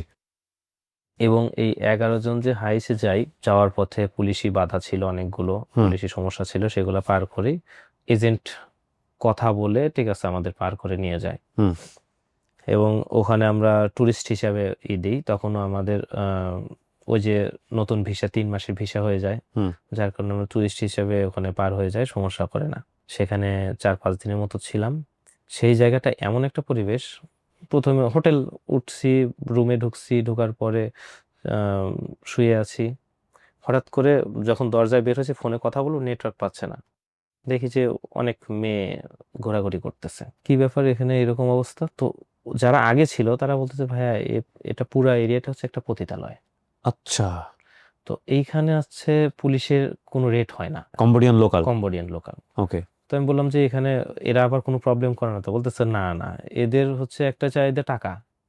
টাকা দিলে ঠিক আছে, টাকা না দিলে এরা আপনার দিক তাকাবেও না। আমি মূলত চেষ্টা করতাম নামাজ কালাম পড়ার জন্য। তো এই যে পরিবেশগুলোতে যেখানে সুযোগ পাইছি নামাজ পড়ার জন্য, এইরকম যখন জায়গায় আসলাম রমজান মাসের আগ দিয়ে, তখন আসলে নিজেকে করতে পারতেছিলাম না যে ওখানে কিভাবে নামাজ কালাম পড়বো। তো তারপরেও যখন হাবিবের সাথে যোগাযোগ করলাম, হাবিব বলল যে ভাইয়া আমি দেখতেছি, চেষ্টা করতেছি ভালো কিছু করানোর জন্য, হ্যান ত্যান অনেক কিছু বলল। এর ভিতরে কিছু পোলাপানের সমস্যা ছিল, ওদের বাড়ি থেকে টাকা আসতেছিল না, মানে টাকা নিয়ে আসতে পারতেছে না, কারণ কোনো ব্যাংকের মাধ্যম নাই। তো ওখানে ওই হাবিব এজেন্ট, যে ওর মাধ্যম দিয়ে টাকা নিয়ে আসা। তো একদিন হুট করে বলতেছে যে, এক ছেলে বলতেছে, ভাই আপনি তো, হাবিব তো আপনার এলাকারই, আপনি একটু হাবিব ভাইকে ফোন দেন, আমার কিছু টাকা আসছে ওনার কাছে। বাড়ি থেকে টাকা নিয়ে আসতেছে? জি, নিয়ে আসতেছে, ওই যে ওখানে থাকতেছে, খাইতেছে, এই জন্য। যেখানে তো বাড়িতে টাকা পাঠানোর কথা, সেখানে বাড়ি থেকে টাকা নিয়ে জি, আসতেছে? টাকা নিয়ে আসতেছে। সেখানে শুধু খাবারটা এজেন্ট দিত, 2 বেলা খাবার দিত। খাবারটা দিত হচ্ছে বিকাল 3টা থেকে 5টার দিকে একবার, আর রাত 10টা থেকে 11টার ভিতরে একবার। আচ্ছা। ওই ছেলে কান্নাকাটি করে বলতেছে, ভাই আমার টাকা 7 দিন আগে পাঠাইছে, কিন্তু আমি এখনো টাকা পাইনি। তো আমি হাবিব কল দিই, বলতেছে না, ওই ছেলে মিথ্যা বলতেছে, এরকম কথা বলে ওঠে। আচ্ছা ঠিক আছে, আমি দেখতেছি ভাইয়া। তো ওই তখনও পর্যন্ত আমাকে অনেক সম্মান করে কথা বলতো, মানে কেউ বুঝতে পারতো না যে ওর ভিতরে কি লুকায় আছে। অনেক সুন্দর ব্যবহার করতো। রাতে আসলো, ওই ছেলের সাথে কথা বললো, কথা বলে কি মিটকাট করছে জানি না। পরের দিন আবার শুনি যে আরেকটা ছেলের টাকা এরকম বাসা থেকে আসছে, দিচ্ছে না। ওখানে পানিও কিনে খাইতে হতো। যারাই বাড়ি থেকে টাকা নিয়ে আসতো, এই টাকাগুলো ও নিজে নিয়ে নিত এবং তাদের সহজে দিত না। এক ধরনের টর্চার বলা চলে। এই ছেলেগুলো এর থেকে ধার করে, ওর থেকে ধার করে, এরকম ভাবে চলাচল করতো। আমার কাছে যখন টাকা ছিল তখন আমি নিজেও ধার দিছি, পরবর্তীতে আমার নিজেরই ধার নিয়ে চলতেছে, এরকম একটা পরিস্থিতি চলে আসছে। তো তো তখন আর কি ওখান থেকে হঠাৎ করে বললো যে আপনাকে এখানে যে পরিবেশ আপনি বলতেছেন যে থাকা সম্ভব না, আচ্ছা ঠিক আছে আপনাকে একটা ভালো জায়গায় আমি শিফট করতেছি। পরবর্তীতে আমার গ্রামের যে পোলাপানগুলো এই 4-5 জনের সহকারে নিয়ে নতুন একটা জায়গায় যাই, পরিত্যক্ত একটা গোডাউন এরকম জায়গা। হাবিব এগুলোর খোঁজ পায় কিভাবে? আচ্ছা, হাবিব ওখানে 5 বছর যাবত, 5 বছর যাবত, এবং হাবিব বলছিল যে সে কাজ করে, কিন্তু সে হচ্ছে মূলত মূল এজেন্ট। ওর আবার শাখা এজেন্ট আছে 10টার মতো। এরাও কি বাঙালি? এরাও বাঙালি, বাঙালি এবং বাংলাদেশের বিভিন্ন জেলার। সো ওর যদি লোকাল কমেডিয়ানদের সাথে যোগাযোগ না থাকে ও তো এগুলো ফাইন্ড আউট করার কথা না। জি, অবশ্যই যোগাযোগ লোকাল ছিল দালাল থালাল এগুলোর সাথে ভালো যোগাযোগ আছে। ছিল এবং ওর ওখানকার 3-4টা গার্লফ্রেন্ড ছিল যাদের মাধ্যমে ও আরো বিস্তারিত শুনতে পারতো। ঠিক সো আছে, সবাই কাইন্ড অফ পার্টনার। জি, কারণ ওখানে যদি ওর একটা অবস্থান না থাকতো সেক্ষেত্রে কিন্তু এই কাজগুলো করতে পারতো না, সহজে সব জায়গায় যেত। ওর স্টোরি কি, মানে ও যে গেছে ওখানে ও কি এরকম ভাবে গিয়েছে, মানে ওর নিশ্চয়ই একটা ব্যাকগ্রাউন্ড আছে। ওর একটা ব্যাকগ্রাউন্ড আছে, ঠিক আছে, ও আর মামার হয়ে গেছিল, মামার মাধ্যমে গেছিল, কিন্তু ওই যে সে এরকম ঝামেলায় পড়ছিল না এবং এরকম কোনো ঝামেলাও ছিল না। আর ও যখন লোক নেওয়া শুরু করে তখন ওই যে এইভাবে বিভিন্ন বাংলাদেশের বিভিন্ন জায়গা থেকে লোক নেয়, সেই শেষ ভাগে এসে আমাদের গ্রাম থেকে লোক নেওয়া শুরু করে। এই হাবিবের মতো যারা আছেন তারা তো মূলত পুরা প্রপার চ্যানেলটাই জানেন কিভাবে এই কাজগুলো হয়। তো তাদের যদি কখনো বিবেকের জায়গা থেকে মনে হয় যে না আমার এই গল্পটা আমি একটু বলে যাই, জীবনে তো বহুত পাপ করেছি, এই পাপ বোধের জায়গা থেকে আমি একটু গল্পটা বলে যাই, কারণ উনি তো আসলে মাত্র 3 মাসের এক্সপিরিয়েন্স নিয়ে এখানে এসছে। হাবিব ওনার প্রো লেভেল প্রো, এবং যাদের আলটিমেটলি নিয়ে উনি কাজ করেছেন বা ওনার যে এক্সপিরিয়েন্স সেটা যদি এই লেভেলের কেউ এসে যদি এখানে শেয়ার করেন তাহলে একটা বিশাল উপকার হবে বাংলাদেশের সাধারণ মানুষের। কারণ উনি যেটা বলছেন, আমার মতো মানুষ সবসময় সোশ্যাল মিডিয়াতে থাকার পরেও আমি কিন্তু এই বিষয়গুলো নিয়ে খুব একটা জানি না যে এত বড় স্ক্যামিং হয় সেটা দেশের বাইরে থেকে। দিস ইজ হিউজ, তাই না? এরকম যদি কেউ মানে আসতে চান, গল্পটা বলতে চান, দরকার হলে আপনার আইডেন্টিটি আমরা হাইড করব, আপনার সমস্ত কিছু হাইড করে আমরা গল্পটা মানুষকে জানাবো। This is very important. জি ভাই, তারপর? তো ওখানে যাওয়ার পরে আমি তো হতাশ হয়ে গেলাম যে ও আমাকে যখন বললো যে একটা ভালো পরিবেশে আমাকে নিয়ে যাচ্ছে এবং আপনি কাউকে বলেন না, শুধু আপনাকে স্পেশালি নিয়ে যাচ্ছি, আপনাকে অনেক সম্মান করি, শ্রদ্ধা করি। তো ওখানে যাওয়ার পরে আমি একদম হতাশ হয়ে যাই এবং আমি সেটা একটা ভিডিও করে আমি সবাইকে জানাই এই যে এই পরিবেশে আমাকে নিয়ে আসছে। সেখানে এরকম ছিল, রুমের ভিতরে দিয়ে টয়লেটের পাইপ লাইন এবং সেখানে ফেটে গেছে, সেখানে প্রচণ্ড দুর্গন্ধ, রুমের এক কোণায় টয়লেট এবং উপরে কোনো ছাদ নেই। তো যার কারণে টয়লেট করলে রুমে কেউ থাকতে পারে না, বাইরে হয়ে যাইতে হবে তারপরে। এবং এক রুমে, ছোট্ট একটা রুম, ওখানে 4 জন মানুষ, গ্যাসের লাইন ওখান দিয়ে গেছে, রান্নার রুম ছিল ওইটাই, ওর ভিতরে রান্নার রুম। তো এরকম একটা পরিবেশে নিয়ে যায় এবং টিনের চালে। ওখানে আমরা ছিলাম 3-4 দিন ছিলাম। কি কাজ ওখানে? ওখানে কোনো কাজ না, ওখানে জাস্ট আমাদের রাখা হলো এই জন্য যে পুলিশি ঝামেলা হচ্ছে আশেপাশে। তো আমাদের এই যে কাগজপত্রগুলো আস্তে আস্তে মেয়াদ শেষ হয়ে যাচ্ছে, তো ওর সাথে যখন আমরা যোগাযোগ করতে যাই, যখন প্রয়োজনীয় কোনো কথা বলতে নেই তখন ওকে আর পাওয়া যায় না, মানে 10 বার ফোন দিলে একবার একটা ভয়েস দিয়ে শেষ। ওকে যখন জানাই এরকম একটা পরিবেশে আমাকে নিয়ে আসলা, তুমি তো বললা যে ভালো একটা পরিবেশে, তো এটা কি তোমার ভালো পরিবেশ? তখন বলতেছে ভাই আমি তো জানি না, আমি আজমলকে দিয়ে করাইছিলাম। আজমল নামে আর একজন, উনি দিনাজপুর বাড়ি, উনি একটা এজেন্ট। এর সাথে দেখা যাচ্ছে কি ওই শক্তি দিয়ে কাজ করতো, উনি বেশ অনেকগুলা ছেলে মেয়েকে মারধর করছে। ওই আজমল ভাইকে দিয়ে বাসা ঠিক করাইছি, তো হয়তো বা উনার কারণে এরকম হইতে পারে, আচ্ছা ঠিক আছে আমি বিকালে আসতেছি বা রাতে আসতেছি। জি। এই রাত করতে করতে 3 দিন পার হয়ে গেছে, এর ভিতরে খবর নাই। একদিন হঠাৎ করে ফোন দিছে, 4 দিনের দিন ফোন দিয়ে বলতেছে ভাইয়া ওই আজকে তো খাবার যাবে না আপনাদের, হুম। তো খাবার যাবে না, আপনি যদি একটু রুটি কলা নিচ থেকে নিয়ে আসতেন, নিয়ে এসে সবাই খাইয়ে ফেলেন। তো বললাম যে খাবার আসবে না, বলতেছে না একটু সমস্যা হয়েছে, রান্না বাজার ছিল না, আমার হয়ে নিয়ে আসেন, ওখানে 13-14 জন ছিল, এই কয়েকজনের জন্য নিয়ে এসে দেন সবাইকে, আমি পরে আপনাকে টাকা দিয়ে দেবো। তো আমি তো বাসা থেকে টাকা নিয়ে গেছিলাম, সেই টাকা দিয়ে রুটি কলা নিয়ে আসলাম। ওই দিন গেল এবং পর্যাপ্ত মশা ছিল। ওকে যখন আমি বলি যে মশার কয়েল, ওই বলতেছে একটা ম্যানেজ করে নেন, স্ক্যামের রাজ্য তো, মশাগুলো মনে হয় স্ক্যাম করে, এরকম একটা অবস্থা, মানে অনেক বড় বড়, খুবই বিষাক্ত। পরে ওখান থেকে হঠাৎ করে তার পরের দিন আমাকে বললো যে ভাই একটা কাজ পাওয়া গেছে। তো বললাম যে ভাই দেখো তুমি যেখানে বলতেছো আমি সেখানে যাচ্ছি, এরপরে আর এরকম হবে না, যদি এরকম মনে করেন যে না এখানে সমস্যা, আপনি যে সিদ্ধান্ত নেবেন তাই। তাই আমি বললাম যে আমার তিক্ততা ধরে গেছে, তখন বাংলাদেশে যে ইয়া চলে, ভোটের ইয়া থাকে, আমি পরিবারকে কি কাজ করি সেটা এখনো জানাইনি, শুধুমাত্র কি জন্য, পরিবারকে যদি জানাই, আমার বাবা সারা জীবন হালাল উপার্জন করছে, আমি আজকে যদি বলি যে আমি হারাম উপার্জন করতেছি, এটা এক ধরনের হারাম। ঠিক আছে, আমি পরিশ্রম করতেছি, কিন্তু কাজ তো হারাম। তো আমি যদি এটা জানাই, আমাকে না নিয়ে যায় তেজ্যপুত্র করতে পারে। আমি শুধু রয়েছি একটা কারণে, যে আমি যদি ঋণটা শোধ করে যাইতে পারতাম ভাই, তাহলে আমি কত বড় বাঁচা বাঁচতাম। আমি স্বীকার করছি যে আমি তখন জানার পরেও আমি কাজ করছি, এর কারণ হলো শুধুমাত্র আমি ঋণের চিন্তা করে। এবং আমার সন্তানের প্রতি মাসে 10,000 টাকার মতো খরচ হয়, যেটা আমার ওখান থেকেও আমি না দিতে পেরেও আমার কি করতে হচ্ছে, ধার নিতে হচ্ছে। ওখান থেকে না নিয়ে আমার আত্মীয় স্বজনের থেকে আমি ধার নিয়ে নিয়ে আমার সন্তানকে আমি খরচ দিয়ে চালাচ্ছি। পরিবারের ভিতরে জানতে পারে যে একটু সমস্যা হয়েছে, কি সমস্যা হয়েছে, কি বিস্তারিত এগুলো আর জানে না। আপনারা বুঝতে পারবেন কিনা জানি না, যারা ডিভাইস 4K তে ভিডিওগুলো দেখতে পারেন, আমাদের ডিভাইসে 4K তে এগুলো সবকিছু রেকর্ড হচ্ছে। একটু ট্রাই করেন 4K তে দেখার জন্য। যতবার ও ফ্যামিলির কথা বলেছে, যতবার ও সন্তানের কথা বলেছে, ততবার ওর চোখ ভিজে গেছে। তো আমি আসলে চিন্তা করছিলাম যে পুরুষকে আল্লাহ এভাবেই বানিয়েছে, ও তো চিন্তা না করলেও পারতো। আমি চলেই গেছি, থাকলো ফ্যামিলির মতো থাকলো, বাচ্চা কাছে বাচ্চার মতো থাকলো, নিজের জীবনের মায়া করে ওখানে একটা সেই রকম একটা জায়গাতে টাকা পয়সা ইনকাম করে 2 নাম্বারই করে নিজের জায়গা তৈরি করে নিলেও পারলেও তো পারতো পুরুষ। কিন্তু পুরুষের অদ্ভুত একটা টান থাকে পরিবারের প্রতি, দায়িত্বের প্রতি।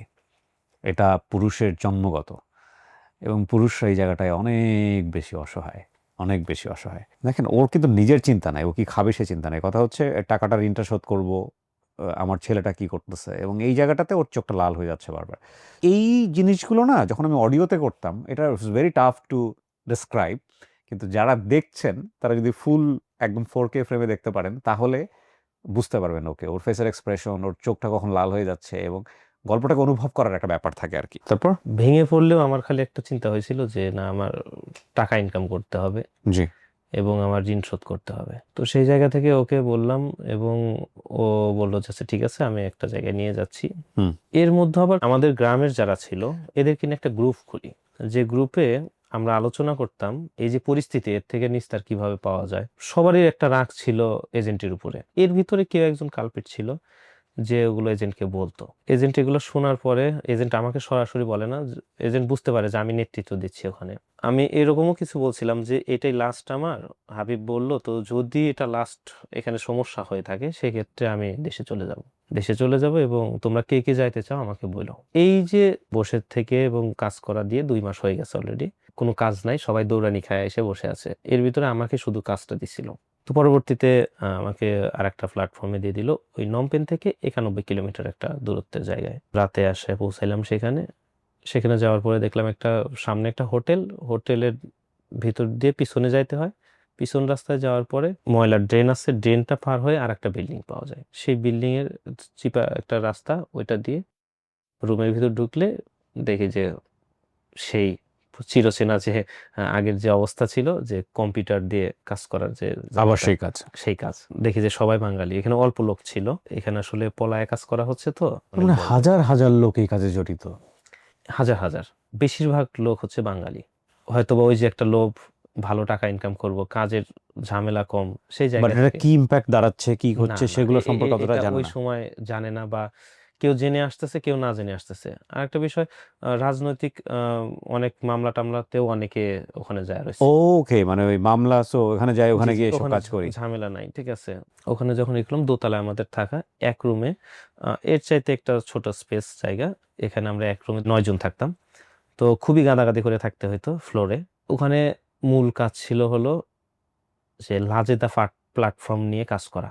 নাম্বার কালেক্টিং করতাম আমরা মেয়ের আইডি দিয়ে, ছেলেদের থেকে, এবং সেখান থেকে হোয়াটসঅ্যাপে আমরা ট্রান্সফার করে কথা বলে, উনি যে ওখানে ইনভেস্ট করবে লাজেদা প্ল্যাটফর্মে, বিজনেসের জন্য ইনভেস্ট করে, ওই পর্যন্ত আমরা নিয়ে যেতাম। কিভাবে ইনভেস্ট করতে হবে, কি সমস্যার ডিটেলস হচ্ছে যে চায়না যে বস থাকতো, উনি হ্যান্ডেলিং করতো। আচ্ছা, এবং এইটা কার থেকে কত টাকা সে নিচ্ছে সেটাও আমরা দেখতে পারতাম না, কারণ হচ্ছে যে এটা সম্পূর্ণ হাইড রূপে থাকতো। ওই জায়গায় কাজ কিছুদিন করলাম, এবং আমি একটা জিনিস উপলব্ধি করলাম, যে আমি কাজ করতেছি কম্পিউটারে, আমার নিজের ভাইয়ের অফিসের ছবি ওখানে রয়েছে। ফেসবুকে কখনো আমি তার অফিসিয়াল কোনো ছবি পাইনি, আপনার আপন ভাইয়ের। আপন ভাইয়ের। ওনার নাম রাশিদুল ইসলাম লিখু। তো আমি আশেপাশের লোকজনকে জিজ্ঞেস করলাম যে ভাই, আপনাদের কোনো ক্লায়েন্ট কি রাশিদুল ইসলাম লিখু নামে আছে কিনা, বা কেউ ছিল কিনা। তো পরে বলতেছে যে না, এরকম নাই। পরে আমি ভাইয়াকে ফোন দিই, যে ভাইয়ের সাথে কথা বলি, যে তাদের সতর্ক করি। আমি বলিও না তখনও যে আমি কি করতেছি বা কি সমাচার। আমি সবাইকে সচেতন করি, আমার ফ্যামিলিকে, যে অপরিচিত কোনো আইডি থেকে যদি কখনো মেসেজ দেওয়া হয়। তোমার ভাই তো অস্বীকার যায় যে না আমি কখনো করি নাই। হ্যাঁ, আমি আমার এরকম কোনো সমস্যা হয়নি, ঠিক আছে। আমি পরে সবাইকে খোঁজ নিই, যে সবার কাছ থেকে আসলেই খোঁজ করছে নিই যে এরকম করছে কিনা। তো পরে আমি পাই যে না, ভাইয়ের সাথে এরকম হয়নি, কিন্তু ভাইয়ের অফিসের অন্য কারোর সাথে হয়েছে। ওকে। তো এখন এটা হয়েছে কে করছে, তো বস নিজে হ্যান্ডেলিং করতেছে। কোন ব্যক্তির নামে, তো বলতেছে যে না ওটা তো আমরা জানি না, জাস্ট আমরা তো নাম্বার কালেক্ট করে দিছি 3-4 জনের, তারপরে কি করছে জানি না। তো ভাইয়ের নাম্বারটা একটা নাম্বারই ছিল, তো নাম্বার কালেক্টিং করছে, যে ঠিক আছে আমি ওই নাম্বার খুঁজে সার্চ দিয়ে পাইনি। তো আমি নিশ্চিত হইতে পারলাম যে না, আমার ভাই ওই স্ক্যামের সাথে জড়িত হইতে পারে নাই। ওইখানে যা আমি দেখতে পারি যে বাংলাদেশের এমন কোনো পার্সন নাই, আপনার বলেন, পুলিশ বলেন, প্রত্যেকটা জায়গা থেকে যারা একটা ভালো পর্যায়ে আছে হুম। তারা সবাই ওখানে ইনভলভ। কি করতেছে, লাজিদা প্ল্যাটফর্মে ব্যবসার জন্য ইয়ে করতেছে। প্রথমে সিস্টেমগুলো ছিল কি, ফেসবুক থেকে নাম্বার কালেক্ট করতো একটা ভালো বন্ধু হয়ে, এবং ফেসবুকে যে ছবিগুলো থাকতো, এগুলো হচ্ছে আপনার বিভিন্ন ইনস্টাগ্রামে যে মডেলের একদম বাস্তবরূপী ছবিগুলো আছে সেগুলো নিয়ে ওখানে আইডি করতো, এবং সেই আইডি থেকে আর কি নাম্বারগুলো কালেক্ট করতো। নাম্বার কালেক্ট করে তারপর হোয়াটসঅ্যাপে নিয়ে এসে ওনাকে প্রস্তাব দেওয়া হতো যে আমি তো এরকম ব্যবসা করি, তো তুমি এরকম ব্যবসা করতে চাও কিনা। এর ভিতরেই তার সাথে একটা ঘনিষ্ঠ সম্পর্ক করে ফেলে। চায়নারা নিজেদের স্ক্রিপ্ট দেওয়া থাকে, ওই স্ক্রিপ্ট অনুযায়ী তাদের সাথে আমাদের যোগাযোগ করতে হয়। আমি যদি আপনার সাথে কনভিন্স করার জন্য যেভাবে আমি কথা বলবো, সেই ভাষাতে আপনি হয়তোবা কনভিন্স না হতে পারেন, কিন্তু ওরা যে স্ক্রিপ্টটা দেয় সেই হিসাব করে, ঠিক আছে, ওই স্ক্রিপ্টটা যদি ফলো করা যায় অটোমেটিকলি আপনি ওখানে কনভিন্স হয়ে যাবেন, ইনভেস্ট করতে রাজি হয়ে যাবেন। যদি ভুল করে বসি সেক্ষেত্রে হবে না, আমার মতো করে যদি আমি করতে চাই। এর ভিতর তারা অনেকের সাথে সম্পর্ক গড়ে ফেলে, বন্ধু সম্পর্ক থাকে, এক একজনের সাথে এক এক রকম সম্পর্ক। আমি যখন ওই যে আমার ফ্যামিলি কারো ছবি যখন দেখি, তখন আমার ভিতরে একটা কাজ করে যে না, আসলে এটা আমি খুব বড় একটা খারাপ কাজ করতেছি, এবং আমার খুব দ্রুত এখান থেকে বের হওয়া উচিত। আমি তখনই আপনার সাথে যোগাযোগ করি। ওই বিদেশে থাকা অবস্থায় মেইল করেন জি, আপনি আমাকে? জি। যখন আপনি আমাকে বলেন যে ডকুমেন্টস, তখন আমার একটাই নেশা কাটে যে আমি কিভাবে ডকুমেন্টসগুলো অ্যারেঞ্জ করব। ওখানে একটা স্ক্রিপ্ট ছিল যে আমি মডেল হয়ে যদি কাজ করি, মডেলের বাবা বেঁচে নেই, শুধু মা আছে, এবং বিবাহিত সে। এগুলো আপনাদের ক্যারেক্টারাইজ করা হয় আগে জি, থেকে? জি, আগে থেকে বলে দেওয়া হয় তোমার আইডেন্টিটি হচ্ছে এইটা, এটা সো এইভাবেই তুমি কাজ করো? এইভাবে কাজ করবে, ঠিক আছে। এবং বাংলাদেশি কোনো একটা অ্যাড্রেস দেওয়া থাকে যেটা আমার ঠিকানা, তো এটা ওরাই করে দিয়ে রাখে, এবং যে নাম্বারটা ব্যবহার করে সেটা বাংলাদেশি নাম্বার। হুম। বিবাহিত এবং ডিভোর্স হয়েছে, আমার কোনো সন্তানাদি নাই। তো এই কথাগুলো যখন আমি ওখানে টাইপ করে লিখতাম, তখন আমার একটা জিনিস মনে হতো যে আমার তো সন্তান আছে, আমার বাবা আছে। তো সেই ক্ষেত্রে আমি হ্যাঁ ঠিক আছে, আমি একজন পুরুষ মানুষ, কাজের ধান্দায়, ঠিক আছে, আমি কি করতেছি, মেয়ে হিসাবে কথা বলতেছি, কিন্তু আমার যে সন্তানাদি আছে বা আমার বাবা আছে, ঠিক আছে, এটা তো সত্য। এই কথা যখন ওনাকে আমি লিখি, তখন আমার ভিতরে অন্যরকম একটা কাজ করে যে না, আমি দ্রুত এর থেকে বের হইতে হবে। আমি এক বড় ভাইয়ের সাথে ছোট্ট করে একটু শেয়ার করি যে আচ্ছা ভাই, যদি আমি এখান থেকে একটা ওই মডেলের ছবি যদি আমার ফোনে নেই, দেখতে তো অনেক সুন্দর, যদি আমি ওয়ালপেপার করি সমস্যা আছে কিনা। সামান্য একটু ভুল করলে, প্রস্রাব করতে যায় যদি একটু 2 মিনিট, মানে 1 মিনিট দেরি হয়, কি শাস্তি দেখো না তুমি? ওই ছবি ওখান থেকে নিবা, ঠিক আছে, সেটার কি শাস্তি হতে পারে হিসাব করো তুমি। ওরা এগুলো একদম পছন্দ করে, মেরে ফেলবে। কিন্তু তথ্যগুলো আমি কিভাবে নিব? ক্রমাগত প্রত্যেকদিন আমি একটা করে পার্ট সংগ্রহ করার চেষ্টা করব। হুম। আস্তে আস্তে আস্তে আস্তে কিছু পার্ট সংগ্রহ করি, এর ভিতরে কিভাবে ওদের সাথে চ্যাট করে সেটার একটা অংশ নেই, স্ক্রিপ্টে লেখা থাকে, ঠিক আছে, সেগুলো নেই, মডেলের ঠিকানা নেই, এবং আমি মডেলের ছবি সহ নিই, যে যে মডেলের চেহারা দিয়ে কথা বলাইতো সবাইকে, এআই হয়ে কথা বলাইতো, এটা কালেক্ট করি। আপনি কি আমাদেরকে সফট কপি দিয়েছেন না জি, প্রিন্ট করে নিয়ে আসছেন? প্রিন্ট করে নিয়ে আসছি। প্রিন্ট করে নিয়ে আসছেন। আপনার এখানে সব টিকিট থেকে শুরু করে পাসপোর্ট সবকিছু জি, জি, আছে? জি, সবকিছু আছে। ওকে। এই যে এমপ্লয়মেন্টের কন্ট্যাক্টস এটা? জি, জি, জি। তারপর? এমপ্লয়মেন্টসের যে কন্ট্যাক্টটা, এটা ঠিক আছে, আমার যে কন্ট্যাক্ট ছিল, ঠিক আছে, ওইটা আমি ছবি তুলতে পারিনি, কারণ ওখানে ছবি তোলার কোনো বিধান ছিল না। হ্যাঁ। এটা আমার ভাতিজা, ও গেছিল ওখানে, তো ওই আবার এক ফাঁকে ছবি উঠায় ফেলছিল, যার কারণে আমি জাস্ট প্রুফের কারণে, যে আসলে বিক্রি হয় যে। সো এটা আপনার আপনার মডেলের ছবি ছিল এটা? জি, কিন্তু সে কিন্তু এই চেহারার না। ফ্যাক্ট হচ্ছে ইনি কি অরিজিনালি আছে দেশের বাইরে বা দেশে? ওই কম্বোডিয়াতে আছে, বাট চেহারা হচ্ছে এআই দিয়ে বানানো। চেহারাটা এআই দিয়ে একটু করা হয়েছে। জি, আমি ছবিটা এখানে দেখালাম, বাট ফ্যাক্ট হইতেছে গিয়া এই ছবিটা আসলে এক্সিস্ট করে কিনা দুনিয়াতে আই ডোন্ট নো, বাট আমরাও খুব একটা বড় করে দেখাতে পারবো না। এই ছবিটা ব্যবহার করা হয়েছে। এখন কথা হলো, ইনি হয়তো এক্সিস্ট করেন দুনিয়াতে, বা যাদেরকে নেওয়া হয়েছে, এবং আপনি খুব অবাক হয়ে যাবেন। এই ছবিটা দেখালাম তো, আমি বলছি আমাকে বিশ্বাস করেন, কারণ কিছু কমিউনিটি গাইডলাইন আছে যেটা ইউটিউবের জায়গা থেকে, এবং এই ভদ্র মহিলা যদি কোনোদিন ভবিষ্যতে বের হয় তাহলে হয়তো ওনার এগেনস্টে চলে যেতে পারে। সো সেই কারণে আমরা এই বিষয়টাকে, এই মডেলের ছবিটা আমি ওইভাবে দেখাচ্ছি না, একটু ব্লার করে দিয়েছি। বাট ইন্টারেস্টিং লেগেছে আমাকে কোন জায়গাটাতে, এই যে ওনার মাঝবয়সী চেহারা, যথেষ্ট রকমের ন্যাচারাল একটা চেহারা, এটা দেখে বোঝা যাবে না উনি যে বসে আছেন। এটা এমনভাবে তোলা হয়েছে মনে হবে যে খুব নর্মালি একটা অবস্থায় ছবিটা তুলে উনি প্রোফাইল দিয়েছেন, অবিশ্বাস করার কোনো উপায় নাই। এটার সাথে যে ক্যারেক্টারাইজেশনটা করা হয়েছে, হুইচ ইজ ভেরি ইন্টারেস্টিং। এই মহিলাকে কিভাবে পোর্ট্রে করা হয়েছে আপনারা একটু শোনেন। সেটা হইলো, ওনার পারিবারিক অবস্থা হচ্ছে মা আছে শুধু, বাবা অনেক আগেই মারা গেছে, আর ভাই বোন নেই। ওকে, আচ্ছা, মডেলের কাজ এখানে একদম স্ক্রিপ্ট করে দেওয়া আছে। আমার একটি বিউটি সেলুন পরিচালনা করি, দোকানে একজন ম্যানেজার দায়িত্বে আছে। আমি প্রতিদিন বেশ ফাঁকা থাকি, তাই নিজের পছন্দের কাজ করার জন্য অনেক সময় পাই। পাশাপাশি আমি আরেকটি ব্যবসাও করি যা ক্রস বর্ডার ই কমার্সের সাথে যুক্ত। আপনি কি কাজটি সম্পর্কে জানেন? আচ্ছা, এইটা হচ্ছে বেসিকগুলো দিয়ে দিচ্ছে, যা এটার আবার শাখা প্রশাখার ডালপালা ও চ্যাট করতে গিয়ে বের করতে পারবে, ইম্প্রোভাইজ যেটাকে বলে। ও চাইলে এটাকে ইম্প্রোভাইজ করতে পারবে, কিন্তু এই গাইডলাইনের মধ্যেই থাকতে হবে। আচ্ছা দেখেন, মডেলের ডিভোর্স হয়েছে 2020 সালে, বিবাহিত জীবন ছিল 1.5 বছরের।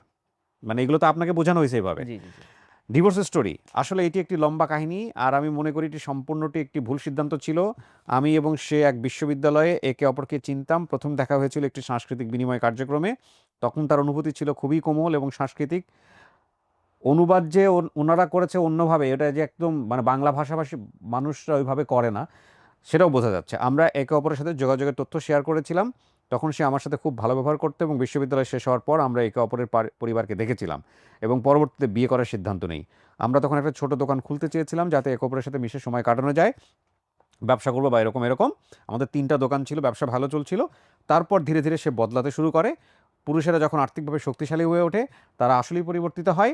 সে ধীরে ধীরে জুয়া খেলে, সিগারেট খাওয়া, মদ খাওয়া শুরু করে, এমনকি আহ, আমাকে গায়েও হাত তুলতো। সো মডেলের পড়ালেখা হচ্ছে, এখানে একটা ইউনিভার্সিটির নামও দেওয়া আছে। আর বেসিক্যালি সে বাংলাদেশে যখন থাকতো, সে থাকতো হচ্ছে কোথায়, টাঙ্গাইলের Sheikh Hasina medical college road. এটা আদৌ আছে কিনা আমার জানা নেই। আচ্ছা, এটা এক্সিস্ট এটা করে? আছে আছে। আচ্ছা, এইটা। এবং মডেলের বিউটি পার্লারের ঠিকানাও এখানে দেওয়া আছে, মালয়েশিয়ার বাসার ঠিকানাও এখানে দেওয়া আছে। এই মডেলের কাজ হচ্ছে বাংলাদেশের ছেলেদের নাম্বার বের করা, ফোন নাম্বার বের করা, যাদেরকে নিয়ে কি করা হবে না হবে সেটা ঠিক করবে ওই চাইনিজ বস। এবং এই হচ্ছে মডেলের ছবি। এই মডেলের ছবি দেখা কোনোভাবেই বোঝার উপায় নাই যে এটা ন্যাচারাল না। এবং আপনি যে চ্যাট করেছেন সেই চ্যাটের স্টোরিও আপনি এখানে নিয়ে আসছেন, রাইট? জি তারপর কি হলো ভাই? ওরে বাবা, এই এতগুলো নাম্বার পাওয়া গেছে! জি, এখানে নাম্বার, অনেক নাম্বার, অনেক নাম্বার, ঠিক আছে। এখানে আছে যে যারা টাকা পাঠাইতো তাদের বিষয়গুলো আছে। এখানে আছে 50,000 টাকার, যেটা দেখতে পাচ্ছি। আছে, অনেকগুলো আছে। আমি তো যেগুলো একটু মিডল অবস্থায় যেগুলো নিতে পারছি আর কি, 1 লক্ষ 2 লক্ষ টাকারও 1 চেক লক্ষ 2 আছে। লক্ষ টাকাও পাঠিয়ে জি দিয়েছে? জি জি, এটা চেক, এটা ছোট অ্যামাউন্ট। এগুলো এগুলো চেক, চেকে দেওয়া আছে দেখেন মনে হয়, হ্যাঁ, চেকে আছে, তারপর বিকাশে পাঠাচ্ছে। এই এই টাকাগুলো, ওরে বাবা, এত আচ্ছা, আইএফআইসি ব্যাংক আছে এখানে, ডাচ বাংলার, এগুলো, এই টাকাগুলো কোন অ্যাকাউন্টে পাঠায়? বাংলাদেশ অ্যাকাউন্ট। বাংলাদেশ, তার মানে এখানে বাংলাদেশে আবার এজেন্ট আছে জি, যারা এই জিনিসগুলো কালেক্ট করে। yes। আমি মূলত এই এই একটা কারণেই, ঠিক আছে, আপনার সাথে যোগাযোগ করা, যে এই বাংলাদেশের লোকজন মিশেই এই বাংলাদেশে এত বড় একটা ক্ষতি হচ্ছে। তার মানে ইটস ইন্টারন্যাশনাল চেইন। কিছু লোক কাজ করতেছে কম্বোডিয়ায় বসে, এবং তারপরে বাংলাদেশেও একটা চেইন আছে যারা হচ্ছে যে ব্যাংকে আপনি টাকাটা কোথায় পাঠাবেন, অমুকের কাছে পাঠান, কারণ টাকাটা বাংলাদেশেই থাকছে, কিন্তু চলে যাচ্ছে ওনাদের লোকের কাছে। ভয়ঙ্কর, খুবই ভয়ঙ্কর। জি, তারপরে কি হলো? এইগুলা সংগ্রহ করতে নিয়ে এই যে বিষয়গুলো দেখলাম, ঠিক আছে। আমি তো ব্যাংকের অ্যাকাউন্টে যে টাকা পাঠাইতো বা ওইগুলো তো আমরা হ্যান্ডেলিং করতাম না, বা হোয়াটসঅ্যাপের পরে যে ঘটনাগুলো ঘটতো ওগুলো আমরা কখনো দেখতে পারতাম না, কারণ ওটা সম্পূর্ণ বস করতো। তো এর জন্য বসের যে পিসি, ওনার পাশে যে আরেকজন বড় ভাই, ঠিক আছে, উনি হচ্ছে টিম লিডার ছিলেন। তো ওনার পিসির মাধ্যম দিয়ে এইগুলো দেখা যায় তো আর কি। তো আমি ওই প্রত্যেক দিন শেষে অফিস আওয়ার শেষে আমাদের অফিস আওয়ার ছিল হলো সকাল 11টা থেকে রাত 11টা পর্যন্ত, অর্থাৎ বাংলাদেশ টাইমে যখন সকাল 10টা থেকে রাত 10টা। ওই জায়গা থেকে আমরা কি করতাম, যখন অফিস টাইম শেষ হয়ে যেত তখন আমি বসতাম, বসে আমি ওই যে ব্যাংকের যে বিষয়গুলো ঠিক আছে এইগুলো আমি সংগ্রহ করার চেষ্টা করি এবং সংগ্রহ করতে পারি। বাংলাদেশের এরকম কিছু কিছু ব্যক্তি আছে, আইজি বলেন, তারপরে মানে পুলিশের বড় বড় কর্মকর্তা, এরাও ইনভলভ, মানে এরাও ধরা খায়। জি জি জি, ওখানে একটা নাম দেখছিলাম মাসুদ কার নামে। কাছে যাব আমরা হেল্পের জন্য? মাসুদ নামে এক পুলিশ কর্মকর্তা ছিলেন। উনি বিশাল বিশাল অঙ্কের টাকা ইয়ে করছে, এখনো পর্যন্ত হয়তোবা তারা টাকা দিচ্ছেই এখনো পর্যন্ত। উনার নাম আমি শুধু শুনতাম যে উনার নাম মাসুদ, উনি অনেক টাকাই করছে। তপন নামে চট্টগ্রামের একজন ছিলেন। আমি এই গল্পগুলা কিছু কিছু গল্প শুনতে পারতাম আমার এর কাছ থেকে, মডেলের কাছ থেকে। আমাদের যে মডেলটা ছিল উনি এআই কথা বলতো, যখন কাস্টমার কথা বলতে চাইতো তখন আমাদের নিয়ে যাইতে হইতো ওনার কাছে, নিয়ে যায় উনি কথা বলতো ওনার সাথে। তখন ওই মডেলের সাথে দেখা যাচ্ছে যে কথোপকথনে ওগুলা বের হয়ে আসতো, কারণ সবগুলো হ্যান্ডেলিং করতো উনি, ভিডিও করে তখন কথা বলতো উনি, হ্যান্ডেলিং করতো। এবং উনি তখন আমাদের বলতো যে আজকে তো অমুক নামের একজন ঠিক আছে এরকম বড় একটা অ্যামাউন্ট দিছে, চাইনিজ ওয়াচ বসে থেকে দেখলাম করলো, টাকাটা উত্তোলন করলো। তো এরকম যখন শুনতাম ঠিক আছে অবাক হয়ে যেতাম যে একটা মানুষ কিভাবে এআই এর সাথে কথা বলে, তো অন্তত বোঝার কথা যে আমি একজন এআই পার্সনের সাথে কথা বলতেছি, ওই একই ব্রেনসে বা একই চেয়ারে বসে কথা বলতেছে। উনি আবার অন্য জায়গায় যাওয়ার সুযোগ নাই তো, কারণ তাহলে এআই নষ্ট হয়ে যাবে। কিন্তু ছবি থাকতো, বিভিন্ন রকমের ছবি থাকতো, বিভিন্ন জায়গার ছবি থাকতো, ওগুলো তো এডিট করে দেওয়া যাইতেছে। এক ব্যক্তির, ওনার নামটা আমি সঠিক বলতে পারবো না ঠিক আছে, মানে জানি না। ওনার ব্যাকগ্রাউন্ডে ছিল যে শাহজাদপুর উল্লাপাড়া, সরি শাহজাদপুর সিরাজগঞ্জ। হুম। ওনার ওনার ছিল হচ্ছে প্রায় 70 লক্ষ টাকার মতো উনি ইয়া করছে, উনি ব্যাংক কর্মকর্তা ছিলেন। হু। এবং উনি নাকি মানে শেষ স্টেপ ওনার গাড়ি বিক্রি করে দিয়ে দিছে, বাড়িটা ছিল তো। উনি ওনাকে রিকোয়েস্ট করতেছিল যে তাহলে তুমি আর ইনভেস্ট করবে না, তো বলছে যে চেষ্টা করতেছি বাড়ি বিক্রি করার জন্য, দেখি যদি বিক্রিটা করতে পারি তাহলে আমি ইনভেস্ট করব। কিভাবে ব্রেন ধুলাই করে এগুলা? হাও! আপনারা এই মানে আপনারা বলাটা ঠিক হবে না, কারণ আপনি তো খুব অল্প সময় ছিলেন ওখানে এবং আপনি ভিকটিম। সিস্টেমটা কতটা ইন্টারন্যাশনাল এবং ইনফ্লুয়েন্সিয়াল সিস্টেম যে একটা মানুষ যে ব্যাংকে জব করে সে তো মোটামুটি বোধজ্ঞান সম্পন্ন মানুষ, যে পুলিশে জব করে না, এখানে কথা আছে। অনেক মানুষই আসলে অনেক হায়ার এডুকেশন নেওয়ার পরেও এইসব জায়গাগুলোতে দুর্বল, সেখানে তো কিছু করার নাই। তারপর সেইগুলা জায়গা দেখে আমি একটু অবাক ছিলাম যে আসলে এরা তো, যেটা আপনি বললেন যে এরা তো হাই এডুকেটেড এবং এদের একটা অন্যরকম অবস্থান আছে, তো সেই ব্যক্তিগুলো কিভাবে করতেছে। এবং আমি এরকম দেখছি যে উনি ব্যক্তিভাবে নিজে পারতেছে না, ওনার মেয়ে বা ছেলেকে দিয়ে কথা বলায় ইনভেস্ট করাচ্ছে। এখানে বিজনেসটার সিস্টেমটা ছিল কি, প্রথমে লাদাদা প্ল্যাটফর্মে একটা অ্যাকাউন্ট খুলতে হয়, অ্যাকাউন্ট খোলার পরে হুম সেখানে প্রথমেই কিছু প্রোডাক্টের ছবি দিয়ে থাকে। হুম এই মাধ্যমে দেখা যাচ্ছে কাস্টমারকে বোঝানো যায় যে আপনার প্রথমেই টাকা লাগতেছে না, এটা করতে কোনো টাকা লাগে না। আচ্ছা। তখন কাস্টমার খুশিতে একটা শপ খুলে ফেলতেছে এবং প্রোডাক্ট অ্যাড করতেছে, এটা ওয়ার্ল্ড বিজনেস, এটা লাজাদা সার্চ দিয়ে সবাই জানতে পারে যে না এটা ওয়ার্ল্ড বিজনেস। তো সেই জায়গা থেকে দেখা যাচ্ছে যে ইমপ্রেস করা যায় সহজে। কি করে এই চায়নারাই ওনাদের অর্ডার দেয়, অর্ডার যখন দেয় তখন অটোমেটিকলি কাস্টমার উনি এসে বলতেছে যে প্রোডাক্ট দাও। প্রোডাক্ট তো আমার দিতে হবে, ঠিক হ্যাঁ, আছে আমার অর্ডার আসছে, কই থেকে প্রোডাক্ট নিতে পারবো, ঠিক আছে তাহলে ইনভেস্ট করো, ওখানে ইনভেস্ট করে প্রোডাক্ট কিনে নাও, তুমি কিনে নিয়ে তুমি ওকে পাঠাও। তুমি পাঠাই দাও। তো ওই প্রসেসটা কিন্তু সে নিজেই করতেছে, যে ধোকা খাচ্ছে সে নিজেই করতেছে, যদি কোনো কিছু না বোঝে সেটা ওরা বুঝাই দিচ্ছে যারা আছে কন্ট্রোলিং এ। ওই 5,000 10,000 এরকম করতে করতে এক পর্যায়ে যায় সে আপনি 10 লাখ 20 লাখ টাকার অর্ডার দিয়ে দিচ্ছে, বড় বড় দামি দেখতেছে দামি অনেক বড় বড় প্রোডাক্ট। ক্লায়েন্ট আসতেছে। জি, 1 মাসের ভিতর দেখা যাচ্ছে 10 লাখ টাকার ইনভেস্ট মানে করা লাগতেছে, এরকম একটা অবস্থা। উনিও সেই খুশি যে আমি তো আসতেছে। এবং 5,000 টাকা যদি প্রথমে ইনভেস্ট করে, ওনাকে কি করে 1300 টাকা বা 1500 টাকা ওনাকে উঠানোর একটা সুযোগ দেয়, বলতেছে যে এই প্রোডাক্টটা তোমার আশেপাশেই ছিল, ওটা ডেলিভারি হয়ে গেছে দেখে এই টাকাটা তুমি তুলতে পারতেছো। তো উনি টাকাটা যখন উঠাইতে পারে তখন দেখে যে আসলে আমি টাকা বিশ্বাস উঠাইতে তৈরি পারছি, হয়। বিশ্বাসের জায়গা হয়ে যায়। এবং টাকা যেদিন উঠাইছে ওই দিন আবার অর্ডার দিয়ে দিছে, আর একটা ডেলিভারি হইতে হইতেই দেখা যাচ্ছে 10,000 টাকার একটা অর্ডার হয়ে একটা গেছে। সহজ উদাহরণ দিই, আমি একটা কোনো একটা টিকটকে বা কোথাও যেন এই ভিডিওটা দেখেছিলাম। আপনারা দেখেছেন ডেফিনেটলি এই ভিডিওটা। সেটা হচ্ছে কোনো এক লোক পকেট থেকে প্রথমে ১০০ টাকা বের করে একটা দরজার ভিতরে দিয়েছে। ওর খেয়াল খুশি মতো কোনো কারণ ছাড়াই দিয়েছে। এবং তারপরে দেখা গেল দরজার ভিতর থেকে ওই টাকাটা ডাবল হয়ে বের হয়ে আসছে। And it become very curious. Like কেন এটা হইলো? এরপরে সে আরো পকেট থেকে ৳১০০ বা ৳২০০ বা ৳৫০০ বের করে ভিতরে দিয়েছে। দেখেছে ওটারও ডাবল করে রিটার্ন দিয়েছে। এরপর সে বাড়ি থেকে টাকা নিয়ে আসছে, টাকা নিয়ে ভিতরে দিচ্ছে এবং ডাবল করে রিটার্ন দিচ্ছে। এরপর সে বাড়ি থেকে গোল্ড টোল থেকে শুরু করে সবকিছু দিচ্ছে, ডাবল করে রিটার্ন দিচ্ছে। এরপরে তার লোভ এমন পর্যায়ে চলে গেছে যে যা সে ইনকাম করেছে সবকিছু ভিতরে দিয়ে দিয়েছে, এরপর টাকা রিটার্ন আসেনি। তো ফ্যাক্ট হচ্ছে কি, ওই কিছু কিছু মানুষের একটা দুইটা লেভেলে গিয়ে ওরা বুঝতে পারে যে ফাইন, একে যেহেতু অ্যাচিভ করাটা অনেক সহজ হয়েছে, ওরা নিশ্চয়ই ডেফিনেটলি ওদের একটা মার্কিং আছে এবং তাহলে ওর কাছ থেকে এতটুকু আদায় করা যাবে। What a brain! আমি দুইটা ব্রেনই আমার কাছে খুব ইন্টারেস্টিং। একটা হচ্ছে যারা স্ক্যামিং করছে তাদের ব্রেন, আরেকটা হচ্ছে যারা ধরা খাচ্ছে তাদেরও ব্রেন। মানে মানে প্রতারণা বুঝবো না আমি, মানে কোন লেভেলের হইতে পারে এটা? ওকে, তারপর? তারপর দেখা যাচ্ছে যে ওই ধাপগুলো যত বাড়তো অ্যামাউন্টগুলো তত বাড়তো। অনেকেই যদি বুঝতে পারতো, দেখা যাচ্ছে যে না আমার টাকা নাই, আমি আর ই করবো না, আমার বাকি টাকাগুলো ব্যাক চাই, হ্যাঁ। তখন ওই যে মেয়েকে দিয়ে দেখা যাচ্ছে যে ওই মডেল উনি বুঝাইতো, অনেক কনভিন্স করতো। যারা বুঝতো আবার ইনভেস্ট করতো, আর যারা বুঝতো না তখন তাদেরকে চিবে ফেলে এটা আউট করে দিত না। মানে অ্যাকাউন্টই ব্লক, জি, ধরার account কোনো block। সুযোগ না, নাই। না, আর এই যে মেয়েটা বুঝাইতে, এই মেয়েটা কি বাংলাদেশি? জি, জি, বাংলাদেশি। তার মেয়েরাও এসব ইনভলভ? অবশ্যই। এটা বিশাল ইন্ডাস্ট্রি। আমার মতোই হয়তোবা সে কোন একটা কর্ম করতে গেছে, কিন্তু সে তো জানেই না যে সে কিসে সে যাচ্ছে, কিসে যাচ্ছে, ঠিক বাধ্য আছে? হচ্ছে ওখানে যাওয়ার পরে। সেই ক্ষেত্রে তাকেও আমি যে দোষ দিব এরকম কোনো কিছু না। তো সেই জায়গা থেকে উনি কনভিন্স করতো, কনভিন্স করে না ফেললে ওই যে বন্ধ করে দিত, এবং 5 মিনিটের বেশি ভিডিও কলে কথা বলা ছিল না বা অডিও কলে। তো উনি যদি 2 মিনিট কথা বলে কনভিন্স যতটুকু করা যায় করতো, আর বাকিটা হচ্ছে চায়না বস উনি টাইপ করে করে দিত। এবং কনভিন্সের ক্ষেত্রে এই জায়গায় আরেকটা বিষয়, সেটা হচ্ছে যে কিছু অশ্লীলতারও ছায়া থাকে।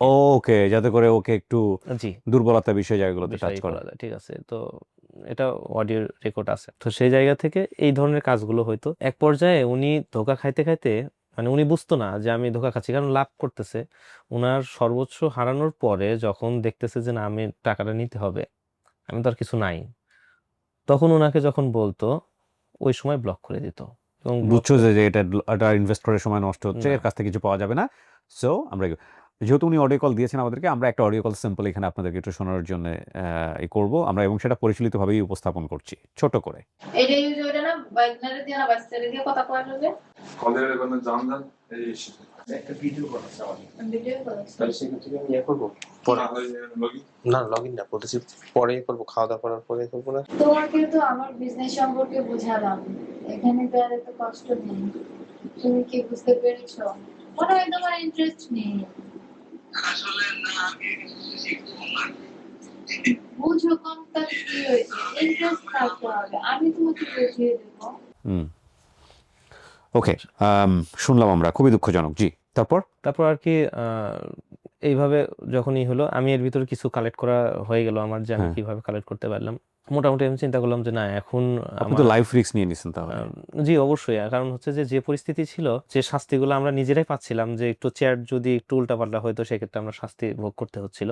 তো সেই জায়গা থেকে ওইটা যদি আমি ধরা পড়তাম যে আমি এগুলো কালেক্ট করতেছি, তাহলে হয়তো আমাকে মেরে ফেলতো, এরকম একটা অবস্থা ছিল। আর একটা বিষয় আমি খেয়াল করলাম যে আমাদের যে ট্রান্সলেটর ছিলেন উনিও বাংলাদেশি, ওনার বাসা কুষ্টিয়াতে, উনি 16টা দেশের ভাষা জানতেন, উনি খুব সুন্দর করে চায়নাদের উনি বুঝাইতে পারতেন।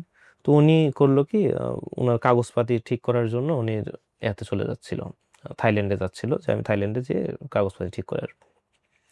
তো সেইভাবে আমাদের থেকে বিদায় নেয়। তো একদিন আমি আবার মডেলের রুমে যে ফোন কল দেওয়ানোর জন্য গেছি, তখন মডেল খারাপ ভাষা দিয়ে বকাঝকা করতেছিল যে আমার এখানে ভেজালে রেখে চলে গেল। তো কি হয়েছে? তো বলতেছে যে ওই তো দেশে চলে গেছে। ও, তো বললাম যে সে না এতে গেল। আমি আবার একটু সায় দিয়ে বললাম আমি একটু শুনছি, কিন্তু ভাইয়া না কাজে যাওয়ার কথা, যে তো ওনার কাগজপত্র ঠিক করার জন্য। তো বলতেছে না, ওর হচ্ছে ধান্দামি ছিল, ঠিক আছে, ওই দেশে চলে গেছে, ও আর আসবে না। ওনারও বাংলাদেশে অনেক মামলা ছিল, এর আগে বাংলাদেশে স্ক্যাম করতে নিয়ে উনি কুষ্টিয়াতে ধরা খায়, এবং অনেক ঝামেলা হওয়ার কারণে ওখানে চলে যায়। এটা পরবর্তীতে মডেলের কাছ থেকে যতটুকু শোনা আর কি। তো এই অবস্থাতেই আসলে দেখলাম যে তাইলে আমি দ্রুত এখান থেকে সটকে পড়ি। আমার এজেন্টকে আমি যখন জানাই যে এখানের পরিবেশ অন্যরকম, যে কয়েকজন কাজ করে কারো কোনো ইয়া নাই, কি বলে, ভিসা নাই, কারো পাসপোর্টও নাই, হারায় গেছে, ওয়ার্ক পারমিট নাই। এই অবস্থা থাকলে তো পুলিশ বাড়িতে তো অনেক ধরনের পকড় চলতেছে, প্রত্যেকটা বাড়িতে বাড়িতে রেড দিচ্ছে। জানানোর পরে বলতেছে যে ভাই আমি বিষয় দেখতেছি।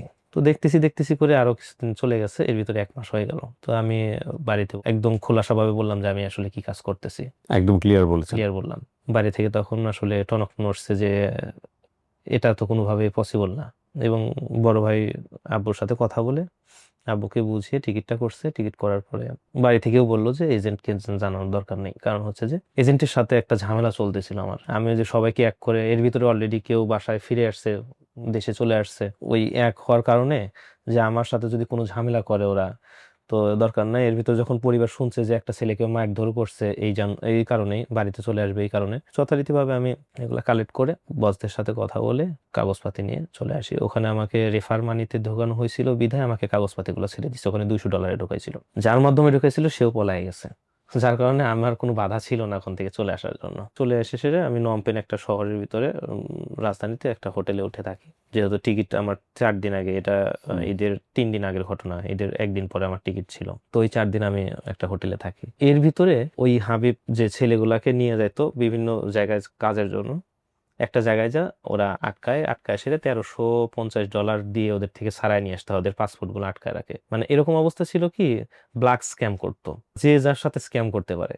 আমাকে এক জায়গায় বিক্রি করে দিছে, সেখান থেকে আরেকজনের কাছে আবার বিক্রি করে দেয়, তারা আবার আরেকজনকে দের কাছে বিক্রি করে দেয়, এরকমই চলতো শুধু।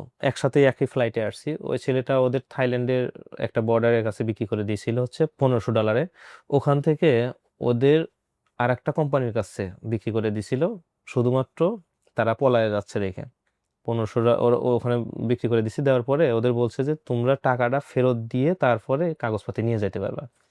তো পরের দিন ঘুম থেকে যখন ওরা ওঠার পরে ওরা বলতেছিল যে আমাদের তাড়াহুড়া করে বলতেছে যে তোমরা তাড়াতাড়ি রেডি হও। কেন?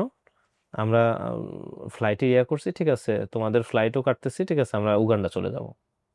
আপাতত এখান থেকে অন্য একটা জায়গায় শিফট করতেছি, উগান্ডার জন্য আমরা প্রস্তুতি নিচ্ছি। পরে এজেন্টের সাথে কথা টথা বলছে, বলে যে ভাই আমি এখানে কাজ করব না, আমাকে নিয়ে যাও। বলছে যে খারাপ কিছু তো বলে নাই, ঠিক আছে, ভালো ইনকাম করতে পারবেন, সমস্যা কি? বলতেছে ভাই 1.5 মাস কাজ করাইছো, 1.5 মাসের আমি স্যালারি পাইনি, আমাকে 1.5 মাসের স্যালারি না দিয়ে আমাকে বের করে দিছে। সেখানে আমি ওখানে আমাকে উগান্ডা যদি নিয়ে যায় সেক্ষেত্রে আমি কি করব? তো পরে ওকে আর কি ওখান থেকে ওদের নিয়ে আসছে, নিয়ে এসে সেরে এই যে আমরা গোপনে টিকিট কাটছিল, একসাথে চলে আসছি 9 জন, আমাদের গ্রামের শুধু একই ফ্লাইটে 9 জন আমরা টিকিট কেটে চলে আসি। এই 9 জনের সবাইকেই এই ধরনের কাজের সঙ্গে জড়িত ছিল? সবাই। কাজ বলতে ওই একটাই শব্দ। আমাদের গ্রামের একটা ছেলে শুধু কাজ করতে গেছিল সেলুনে, যেটার কথা আমি এর আগেও বলছি যে ওর কাছে আমি ছিলাম। তাছাড়া একটা মানুষকেও মানে এই কাজ ছাড়া অন্য কাজ দেয়নি। সেলুনে কাজ দেওয়ার উদ্দেশ্য ছিল হলো এই সেলুনটা ওই এজেন্টের ছিল, ওখানে লোক প্রয়োজন ছিল বিধায় ওকে এই কাজটা দিয়েছিল। তার মানে এরা কেউই জানতো না যে কি কি কাজে যাচ্ছে? এরা মানে জানতো যে ক্যাসিনো? 90%, জি জি জি জি 90%, ঠিক আছে, লোকে একটা জিনিস জানতো যে আমরা ক্যাসিনোতে কোন একটা কাজে, কেউ ওয়েটারের কাজে যাচ্ছি, কেউ প্রমোশনের কাজে যাচ্ছি, ঠিক আছে, কিন্তু স্ক্যাম কাজ এই কাজে আমরা যাচ্ছি না। সেই জায়গা থেকে আমরাও চলে আসি। এবং আমি যখন এয়ার থেকে আসি, এয়ারপোর্টে যখন যাই, তখন বাঙালি দেখে আমি হতবাক যে এত পরিমাণ বাঙালি এয়ারপোর্টে। মানে যদি ওখানে একটা স্লোগান দেওয়া যায়, ঠিক আছে, পুরো এয়ারপোর্ট কেঁপে যাবে, এইরকম বাঙালি। সবাই সবাই কিরকম ভিকটিম? ব্যাক করতেছে দেশে। ওই ফ্লাইটে ছিলাম হচ্ছে 153 জনের মতো ফ্লাইটে ছিলাম। ঢাকায় ব্যাক করার পরে ওরা জানতে পারে যে আমরা চলে আসতেছি, এবং আমাদের যে এজেন্ট উনি নতুন করে লোক নিছিল প্রায় 70 জনের মতো। তো এর ভিতর থেকে এখনো অবস্থান করতেছে 10 জনের মতো, আর সবাই ব্যাক করছে, কারণ ওখানে কোনো কাজ নাই, তো কাজ নাই, এই একটা স্ক্যামের কাজ, এবং সেটাও পুলিশি ঝামেলা হচ্ছে, যার কারণে ওখান থেকে সবাইকে বিতাড়িত করছে। আমরা চলে আসার পরে ওর সাথে যোগাযোগ করার চেষ্টা করলাম। আমি যে 3 মাস কাজ করছি, আমি যখন কাজ করে আসি লাস্ট যে জায়গা থেকে, আমার সেখানে 1 মাস 3 দিনের মতো কাজ করি আমি। তো সেখানে আমি যখন স্যালারি করি, আমাকে $160 দেওয়া হয়। সেই $160 আমি যখন তাদের বলি, ওই যে আমার যে ওখানে আগে যে টাকা পয়সা কিছু নিছিল, যার কারণে ওইটা আর দেয় না, $160 নিয়ে আমি ওখান থেকে চলে আসি। এবং ওকে আমি বলি যে দেখো, তোমাকে যে আমি 4,80,000 টাকা টোটালি দিছি, এটা আমি চাচ্ছি না। আমি চাচ্ছি আমার যে 3 মাসের স্যালারিটা, তার ভিতর থেকে $160 বাদ দিয়ে যে টাকাটা হয়, এবং আমাকে বিক্রি করে দিছিলা 3 জায়গায়, সেখানে এক জায়গায় বিক্রি করছিলা $1500, সেই টাকাটা, এটা যদি আমাকে দাও, এটাই যথেষ্ট। তার সাথে আমার কোনো এই বিষয়ে আর কোনো কথাই হয় না, কারণ সে টোটালি যোগাযোগ অফ। ওর ফ্যামিলিতে যখন আমি কথা বলি, ওর বাবা এখন বর্তমানে পলাতক, তারাও কোনো করে নাই। বাবা পলাতক কেন? পলাতক এই যে যখন সবাই আস্তে ধীরে আসা শুরু করলো, প্রথমে আমরা যে 9 জন গেলাম, চিন্তা করছেন অবস্থা, মানে নিজের কবর নিজে খুঁড়ছে। এই ছেলে কি দেশে ফিরবে না? তার কি ফ্যামিলিতে যাইতে হবে না? ওর ওয়াইফের খোঁজ পাওয়া যাচ্ছে না, ওর ওয়াইফের ওয়াইফকেও খোঁজ পাওয়া যাচ্ছে না? না, মানে ওর ওয়াইফের বাড়ি কুমিল্লাতে, ওখান থেকে অনেক লোক নিছে, আমাদের যে এলাকা সেখানে নাই, কুমিল্লাতে খোঁজ নিলাম, কুমিল্লাতেও নাকি নাই। তো একটা গুঞ্জন ছিল যে ওকে নিয়ে যাচ্ছে, ওখান থেকে, আর ওই ওই জায়গায় থেকে আবার অন্য দেশে এরা দুজন আপনারা পালালো। কোনো আইনি ব্যবস্থা নিয়েছেন? পুলিশের কাছে গেছেন? কোনো মামলা করেছেন? আমি লাস্ট যখন বাড়িতে বলে বলে কাজ না হচ্ছিল, তখন আমি যাই একটা ডায়েরি করি, সাধারণ ডায়েরি, জিডি? জিডি যেটাকে বলে, জিডি। আমরা ওই 9 জনই জিডি করি, এবং শুধু আমি না, আমি যখন থানায় যা দেখি প্রায় 76টার মতো মামলা ওর নামে পড়ে আছে। 76টা মামলা? 76টা শুধু হাবিবের নামে, আর 16টা মামলা আছে হচ্ছে কায়েস, ওর সাগরেদ আর কি, একই গ্রামের। এই এতগুলো মামলা আছে, তারপরেও পুলিশে এ পর্যন্ত কোনো কোনো কিছুই আগায় নাই। তো এরকম শোনা গেছিল যে হয়তোবা কোনো একটা মিউচুয়ালের কারণে ওনার সাথে কনভেন্স করছে, যার কারণে উনি আপাতত লুকিয়ে আছে। তো এখন তো ওনার বাড়িতে যে আমি পাই না এতগুলো টাকা, এখন আমার ঋণের বোঝা, আমি 3 মাস হয়ে গেছে ঋণ নিছি যেগুলো যাদের কাছ থেকে, তার তো 3 মাস হয়ে গেছে। ইভেন আমি যখন আসার পরে আমার নিকটস্থ একজন যার থেকে আমি নিছি, সে আসার একদিন পরে আমার কাছ থেকে টাকা চাইছে অলরেডি। সে তো জেনে শুনেই দেখছে যে আমি কি অবস্থায় চলে আসছি। আমি তাকে শুধু একটা বলছি যে আমি তো অনেক ইনকাম করে আসছি, ঠিক আছে, একটু ধৈর্য ধরেন করেন, জাস্ট কিছুদিন পরে আমি আপনার টাকাটা দিয়ে দেব।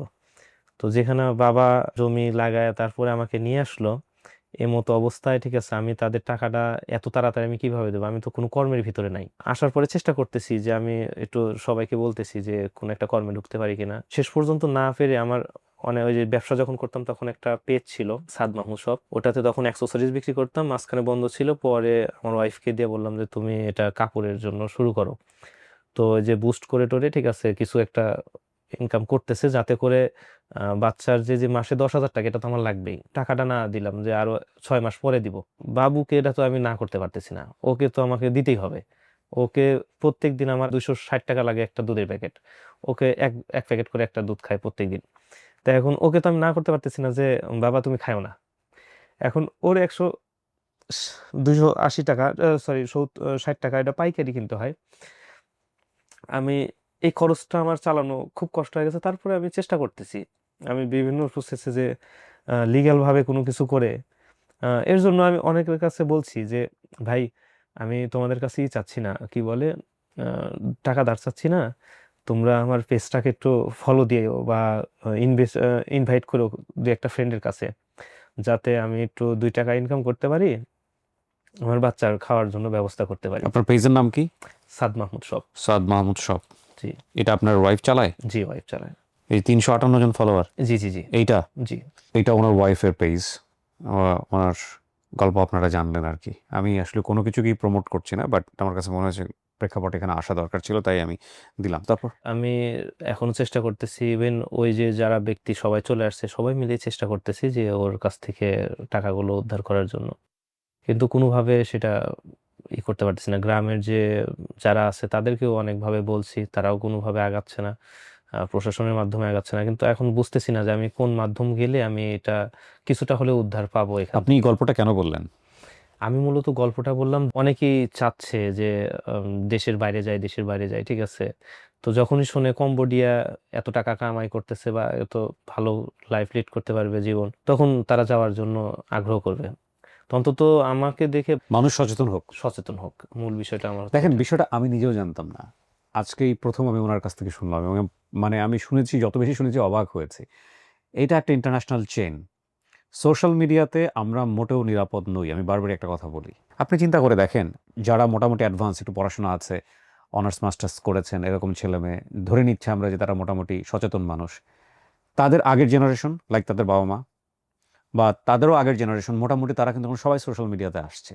তো এই মানুষগুলো কি পরিমাণ সহজ সরল, বা এই মানুষগুলোর যে মুভমেন্ট, বা এই মানুষগুলোর যে জ্ঞান, সেখানে এই ধরনের লোকের যদি খপ্পরে পড়ে বা এই ধরনের ট্র্যাপে যদি পড়ে, তাদের কাছ থেকে কি ভয়ঙ্কর রকমের দুর্ঘটনা ঘটে যেতে পারে। এটা একটা বিষয়।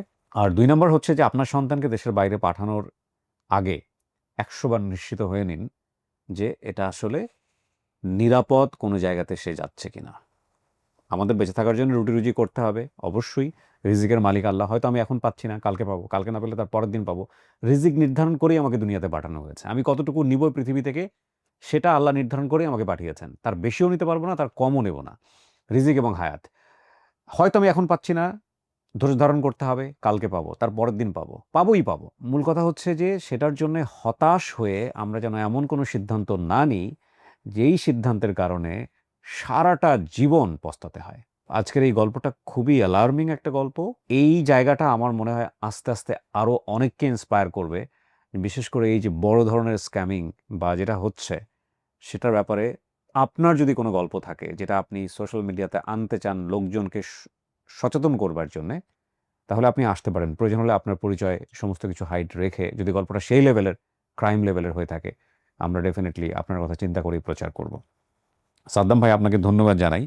কারণ আপনি দেশে এসেছেন কয়দিন হলো? বেশি তো হয় নাই। আমি ঈদের পরে, একদিন ঈদের পরে। পরে। সো বলতে গেলে ১ মাসও হয় নাই। ১ না। মাসের কাছাকাছি সময়। আপনি এসেই আমাদের সঙ্গে যোগাযোগ করে আপনি প্রুফগুলো নিয়ে এসে আপনি গল্পটা বললেন এবং আপনাকে বিশেষভাবে ধন্যবাদ জানাতে চাই যে আপনি অনেকগুলো মানুষের হয়তো আজকের এই গল্পের মাধ্যমে উপকার করে গেলেন। আপনার নিজের কোনো উপকার হবে না নিশ্চিত, কিন্তু অনেক মানুষের উপকার হবে আজকের এই গল্প থেকে। আপনার জন্য শুভকামনা থাকছে। অনেক, অনেক ধন্যবাদ। আপনাকে ধন্যবাদ। আসসালামু আলাইকুম। প্রিয় দর্শক এবং শ্রোতা, আজকের গল্পটা এখানেই শেষ হলো এবং একই সাথে আজকের এই গল্পটা অনেকের জন্যে, অনেক পরিবারের জন্যে উপকার বয়ে নিয়ে আসুক সেই প্রত্যাশায়। আসসালামু আলাইকুম।